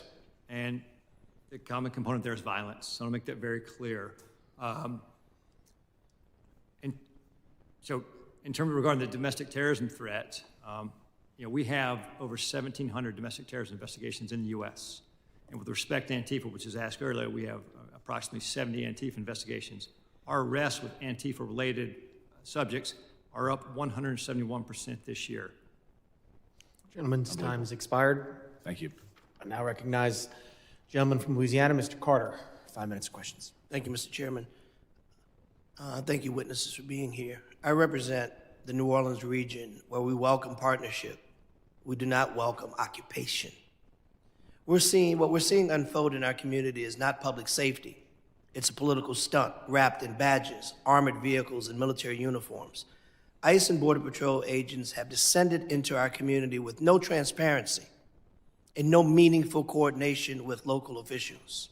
The militarized forces who are not trained in our local laws, not trained in community-based de-escalation, and do not know our neighborhoods or our people. This is a recipe for disaster, confusion, and dangerous mistakes. Our communities are not a stage for political theater. If this administration wants to partner, then act like it. Share the plan, respect local law, and work with us, not around us. Unfortunately, Kristi Noem, our secretary, had to leave in the middle of a very important conversation to go and talk about dismantling FEMA, a discussion we'll have at another time that for the life of me, I simply can't understand why we would want to decentralize the Federal Emergency Management Agency, an agency that is needed more now than it was needed when it was first created, as natural disasters continue to happen more often than ever before in places it's never happened before. But nonetheless, if she were here, but she's not, I'll ask her chair. Secretary Noem, I recently stood with local elected leaders from the city of New Orleans and our mayor-elect, Helena Moreno, as they urged DHS agents to commit to transparency, due process protections, identifiable federal agents, safeguards against discriminatory enforcement, and humanitarian protections. I would ask her if she were here, but she isn't. Ma'am, will you commit your department to uphold these values during the current operation in Louisiana? Apparently they aren't doing that, but because I know both of you are capable of answering this question and are in fact civil servants that have demonstrated in your career that you do understand transparency, that you do understand the Constitution. So I'll ask you the question, do you think this request from our mayor-elect in New Orleans is a reasonable one? Is it reasonable to ask that agents commit to transparency, due process protections, identifiable agents, and safeguards against discriminatory enforcements? Yes or no? Do you think that's a reasonable ask? Yes or no? Is that reasonable? Sounds reasonable, yeah. Thank you. Do you think it's reasonable, sir? Sounds reasonable. Thank you. Secretary Noem, the masked officers you sent into the streets of New Orleans are attempting to arrest and abduct and detain anyone that looks like a migrant. I got to ask the question, what does a migrant look like? Do you know what a migrant looks like, sir? Yes? Can you define what a migrant looks like to you? I cannot. Thank you. Can you tell me what you think a migrant looks like? These are targeted raids. Can you tell me what they look like? Yeah, you have to stop them. You have to check their identification. Okay, but can you tell me if you were describing to me as a new $50,000 bonused ICE agent, what does a migrant look like? You would stop and you would ask them for ID, and No, you'd be on an intelligence-driven operation, which is what these ICE raids are. They're intelligence. But if you were to say a guy's wearing a red shirt, you would say the guy's wearing a red shirt and a purple baseball hat. You would be able to give that description. But can you give a description of what a migrant looks like? Can you give a description of what a migrant looks like? We need to deploy ICE officers to stop people and ask them, and they go on intelligence. I reclaim my time. You clearly don't want to answer my question, and that's unfortunate because the American people want to know these answers. We want to know. I've got a quick video I want to show before my time runs. Please. Look at this. This is a stunning video from Louisiana. You hear that woman cry out. She's a 23-year-old running down the street away from the masked agents who are chasing her, repeating that she is a U.S.-born citizen, saying, Stop. This is a United States citizen who's running away from ICE agents who, when she gets to her house and her husband comes out, they stop the chase. They clearly weren't chasing her for that. They appear to have been doing something nefarious. You know why we can't tell the difference? Because they wear masks and they don't identify themselves as agents. That's a problem. Mr. Gentleman's time's expired. I recognize the gentleman from Tennessee, Mr. Van Epps, for 5 minutes of questions. Thank you, Mr. Chairman. Thank you to the Secretary and gentlemen. Thank you for being here today at this critical hearing. I'm honored to be here at my very first hearing as the newest member of Congress. And I've had the privilege to serve this country for over 20 years in uniform, first as an active duty U.S. Army helicopter pilot with service with the 160th Special Operations Aviation Regiment, and currently serving in the Tennessee Army National Guard. And I'm honored to continue the mission from a new post with this distinguished committee. To our witnesses today, allow me to begin by expressing my appreciation for the work you all do, for the work your teams do, the work that President Trump and this administration does to ensure the safety and security of our great nation. I have just a couple of questions focused on emerging AI-enabled threats. Adversaries are already using AI to identify exploitable vulnerabilities within systems and networks and generate cyber intrusion plans far faster than traditional cyber tools. Mr. Glasheen, sir, foreign cyber actors are increasingly using AI to refine malware, automate phishing, and sift large volumes of stolen data.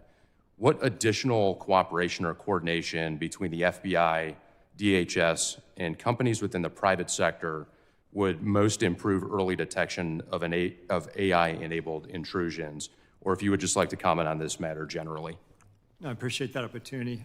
AI is a continued challenge right now. I think the relationships we have right now with government, private industry are strong right now with respect to any type of malware, ransomware. I think the CISA 2015 authorization that gives us the authorities, that's critical for the future success of that. And I think for the ongoing partnerships, I mean, the key piece here is that relationship with private sector, private industry. So we just continue to reinforce that. Thank you, sir. Director Kent, anything further you'd like to add on that from? No, AI is something we're closely monitoring. I mean, the ability for terrorists to breach language barriers and also to inspire people to conduct attacks and then give them AI-specific instructions, something we're monitoring carefully and very concerned about. Thank you, sir. Thank you both. I know you both spent your entire careers defending this country and greatly appreciate that, your service and sacrifice. Mr. Chairman, I yield back. Will the gentleman yield? Mr. Van Epps, can I have your time? Yes, sir. Mr. Kent, I want to talk to you a little bit about what we just had with Mr. Carter. I want to let you finish the answer about what an immigrant looks like, going back to my question, that there really is a wide variety of illegal immigration that has attacked this country. Just the gentleman yield to the gentleman? Yes, sir. Okay, so this is the correct time that the gentleman had left? Yes. Okay, the gentleman's recognized the remainder of Thank you. If you want to finish your answer, I'd be happy to yield you the time. Thank you. He answered it. He said he didn't know. We've had 15 to 20 million illegals come into this country since Joe Biden took office. And so we have to stop individuals and we have to ask them for identification to determine if they are here legally. That's what you're seeing in those ICE raids. And in regards to the toll that illegal immigration has taken on this country, are you aware, sir, that in the last 25 years, more Americans have died because of drug overdoses than the entire country's military combat history? Yes. 250 years of military casualties is about 10% less than the overall deaths of the last 25 years of drug overdoses. Are you aware of that? I'm aware of that, and that's why I was glad to see President Trump designate the cartels that bring that poison into the country and kill hundreds of thousands of Americans, designate them as terrorists so we could stop them and aggressively target them. Does fentanyl discriminate on race? It does not. Or does it affect every single person, every single community, every single neighborhood that it enters? Every single person, yes, absolutely. I find it quite alarming that we do not have even a minuscule percentage of the outrage that we have seen from the other side of the aisle as it relates to the plight that Americans have undergone because of illegal immigration and its harms than we do today when you all are trying to enforce the law. From our side of the aisle, again, I thank you. I hope you'll come back. This is a worthwhile conversation. It's a needed conversation. And Mr. Chairman, I yield back. Gentleman yields back to Mr. Van Epps. Mr. Van Epps, do you yield? Mr. Chairman, I yield. Gentleman yields. I now recognize gentleman from Colorado, Mr. Evans, for 5 minutes of questions. Thank you, Mr. Chairman. Thank you to the ranking member, of course, for this important conversation today. Thank you for the witnesses for taking your time to come and speak to us about these things. And first, I just want to commend everyone that's working in the Department of Homeland Security, in law enforcement and border security, for all of the work that you've done to keep our country safe, keep our states safe, keep our communities safe. I spent 10 years as a police officer in the Denver metro area. I was in the U.S. Army and the Colorado Army National Guard for 12 years to include a combat deployment overseas to the Middle East as part of the global war on terror. And those experiences, coupled with what's happening in Colorado, have shown me how critically important this hearing is on global threats and things that are happening around the country and around the world, because we know the numbers. We know that every 15 days under the previous administration, more Americans lost their lives due to drugs, with most of that being fentanyl, than were killed in the entirety of the September 11th terrorist attacks. Somewhere around 400,000 Americans died under the previous administration as a result of the poison that's coming into our communities from these cartels, these organized criminals, these foreign terrorist organizations, and again, killing more people than Al-Qaeda could have ever dreamed of killing on American soil. And I saw it as a cop, I saw it as a soldier, and so I'm incredibly thankful for all of the work that's been done to secure our border and to crush these cartels, these criminals, these terrorist organizations. And somehow it sounds like there's been a lot of conversations and a lot of posters about names of folks from my colleagues on the other side of the aisle. As cops, we all know this. We have what we call in cop slang the Book of the Dead, all of the bad things that you see as a cop. And so I don't have a poster up here because I don't want to traumatize the public with the things that I had to see and that my brothers and sisters had to see during my 10 years in law enforcement. But it's the names and faces of some of those 400,000 Americans who died as a result of this poison coming into our community, peddled by cartels and drug dealers and traffickers. And it's names. One of my constituents that was with me here on Capitol Hill earlier this year, Liz Hardy, lost a daughter, Brooke Hardy, to fentanyl. And so I'm going to say those names. And I'm going to remind folks that there are 400,000 other names out there of people who were killed by terrorists peddling this poison in our community.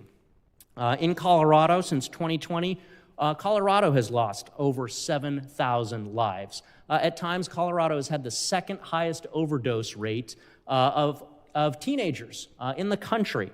And so I am absolutely thrilled that we've been able to work together to secure the border and to go target these worst of the worst individuals here. And so to Director Kent, can you just talk about how cartels are adapting their drug and human trafficking methods in response to the new border security and the new focus and emphasis on getting these people out of our community? And what sort of resources do you need from Congress to continue disrupting? We all know action, reaction. We do something to keep Americans safe. The cartels react to that. What sort of things do you need from Congress so that we can continue to stay one step ahead and not have another 400,000 dead Americans?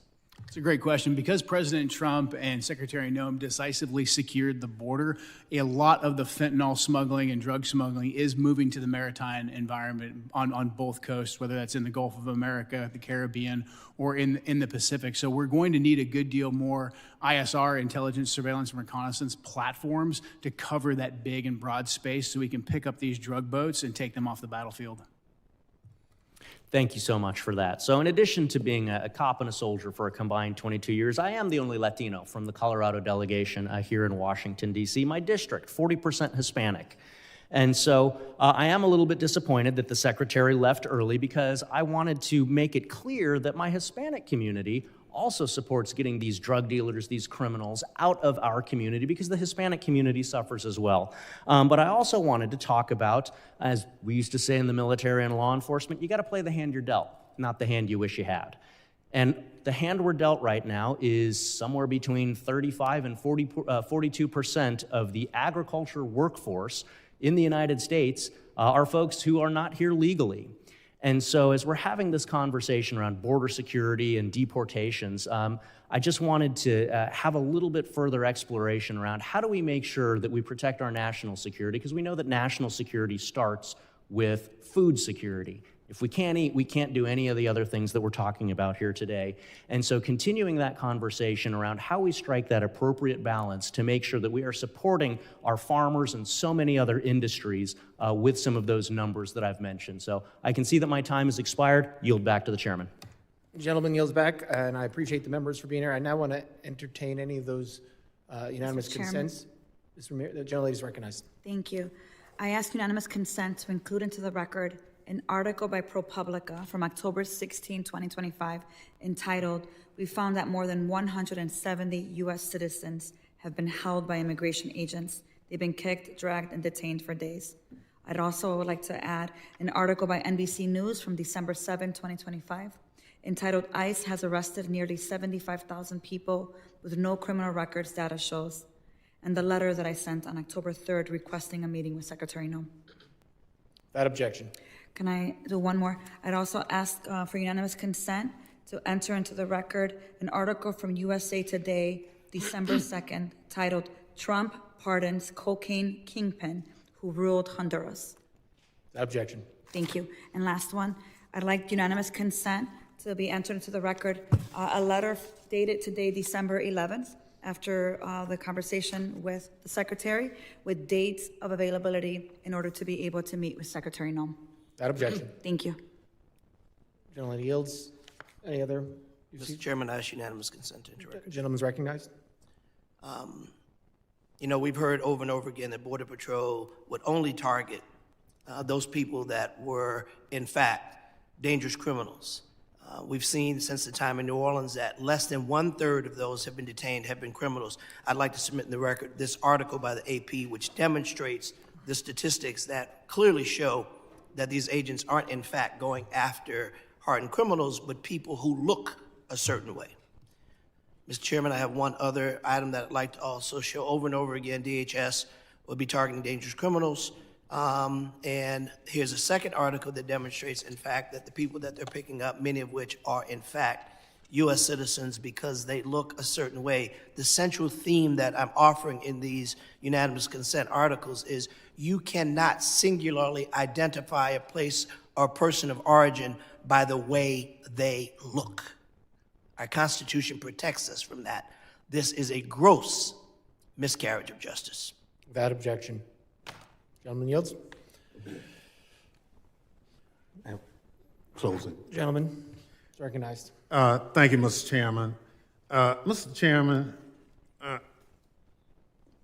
this secretary abandoned her duty to testify at this committee hearing, and refusing to answer our question is unprecedented. No other secretary, even those under threat of impeachment, have just gotten up and walked out of a hearing when nearly half the members haven't even asked questions. On one level, you can't be surprised because she's failed to answer our letters and other requests for information. Secretary Noem did not even want to appear at all today. To add insult to injury, I'm told that when she left, she did not leave the building. She went to the anteroom. Furthermore, to ostensibly go to a FEMA council meeting for 1 o'clock. I understand on good information that the FEMA council meeting was canceled. So there was no need for her to go. She was a liar with no respect for congressional oversight. She joined FBI Director Kash Patel in telling the U.S. House Committee on Homeland Security to pound sand by getting up and walking out in the middle of the hearing. We were told that she'd be here until 1 o'clock, but she left significantly early. This is embarrassing display from someone who can't take the heat, is disrespectful to the committee and the Constitution, the separation of powers. But again, what else can we expect from an administration led by a man who sicked a mob on the Capitol on January 6th? Mr. Chairman, because the Secretary walked out of the hearing, I move that this committee subpoena Secretary Noem back to continue her testimony. Thank the gentleman. I yield back. The gentleman yields back. Mr. Chairman, I move to table the motion. Gentleman moves to table motion. I thank the gentleman for that motion. Now, continue.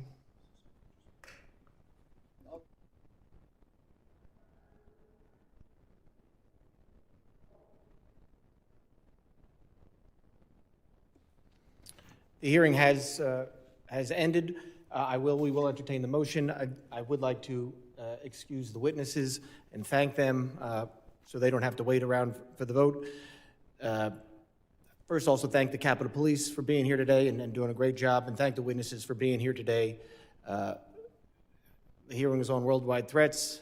I'm sorry we didn't get to focus a lot on that today. As someone who's from New York, and 25th anniversary 9/11 is coming up, I thank you all for the work you're doing to keep us safe and make sure another 9/11 does not happen. The members of the committee may have some additional, okay, we'll do it at the end, all right. The witnesses are excused.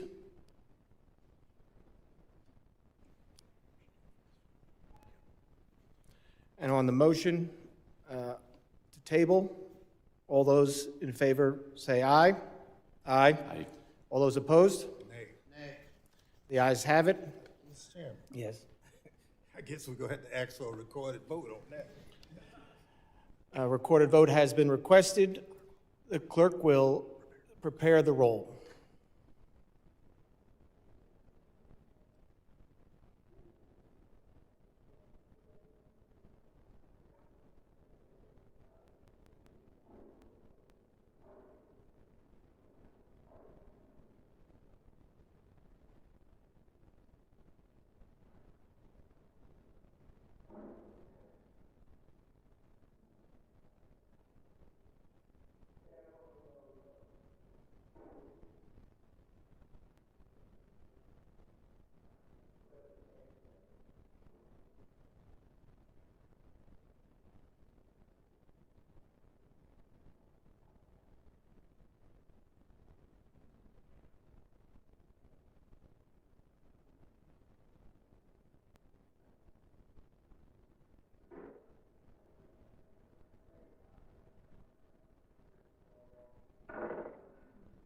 Mr. Chairman, can I just have a point of personal privilege to ask you a question? It's an easy one. It's a statement. It's a point of personal privilege.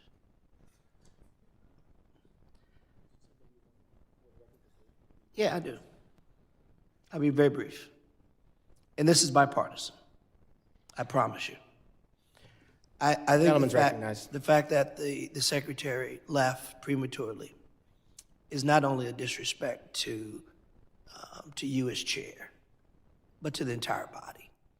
I think the fact that this secretary, at your request, and the hurdles you had to go through to get her here, to leave prematurely for a meeting that was canceled, that really did not hold the weight that she suggested because it never happened.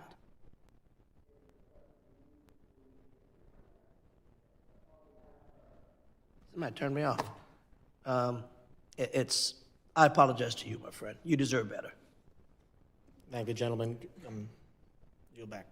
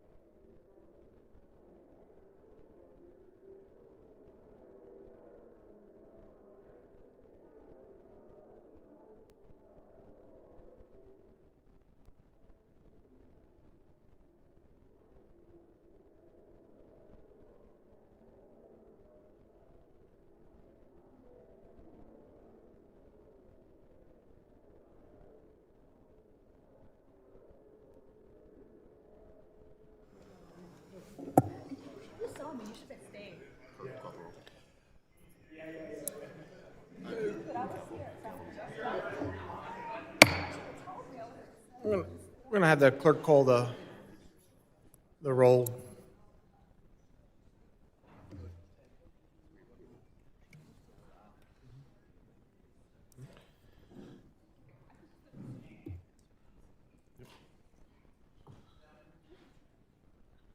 Mr. McCall. Mr. Guest. Mr. Guest votes aye. Mr. Menez. Mr. Pfluger. Mr. Pfluger votes aye. Ms. Green. Mr. Gonzalez. Mr. Gonzalez votes aye. Mr. Luttrell. Mr. Luttrell votes aye. Mr. Strong. Mr. Strong votes aye. Mr. Burkeen. Mr. Burkeen votes aye. Mr. Crane. Mr. Crane votes aye. Mr. Ogles. Mr. Ogles votes aye. Mrs. Biggs. Mrs. Biggs votes aye. Mr. Evans. Mr. McKenzie. Mr. Knott. Mr. Fong. Mr. Van Epps. Mr. Van Epps votes aye. Ranking Member Thompson. Ranking Member Thompson votes no. Mr. Swalwell. Mr. Correa.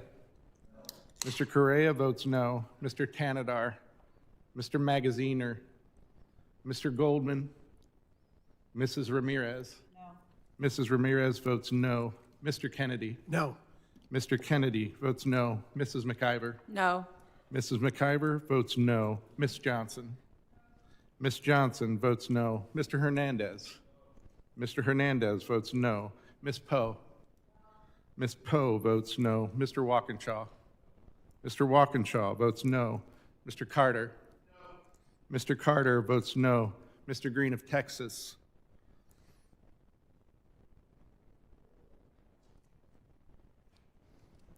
How's the chairman recorded? Chairman has not yet been recorded. Oh, excuse me, I'm sorry. Are the members not recorded that would like to be? Mr. Tanadar is not recorded. No. Mr. Tanadar votes no.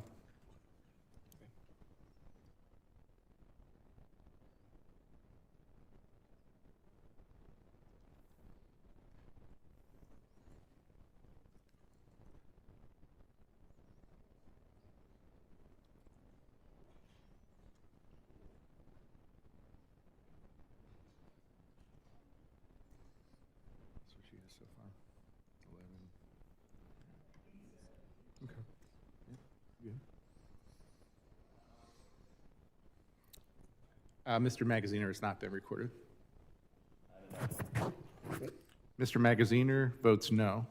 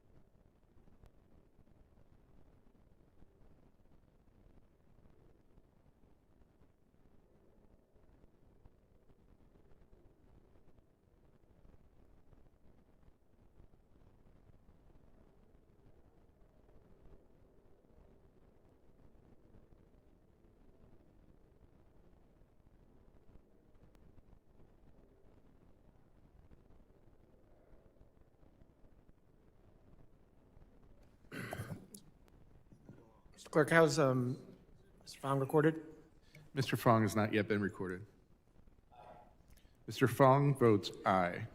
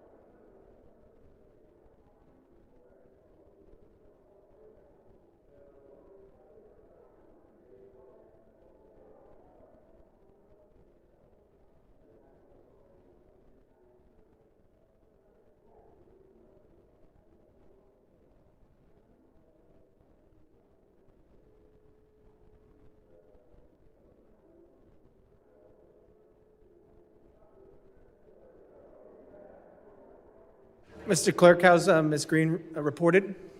Ms. Green of Georgia has not yet been recorded. Yes. Ms. Green votes aye.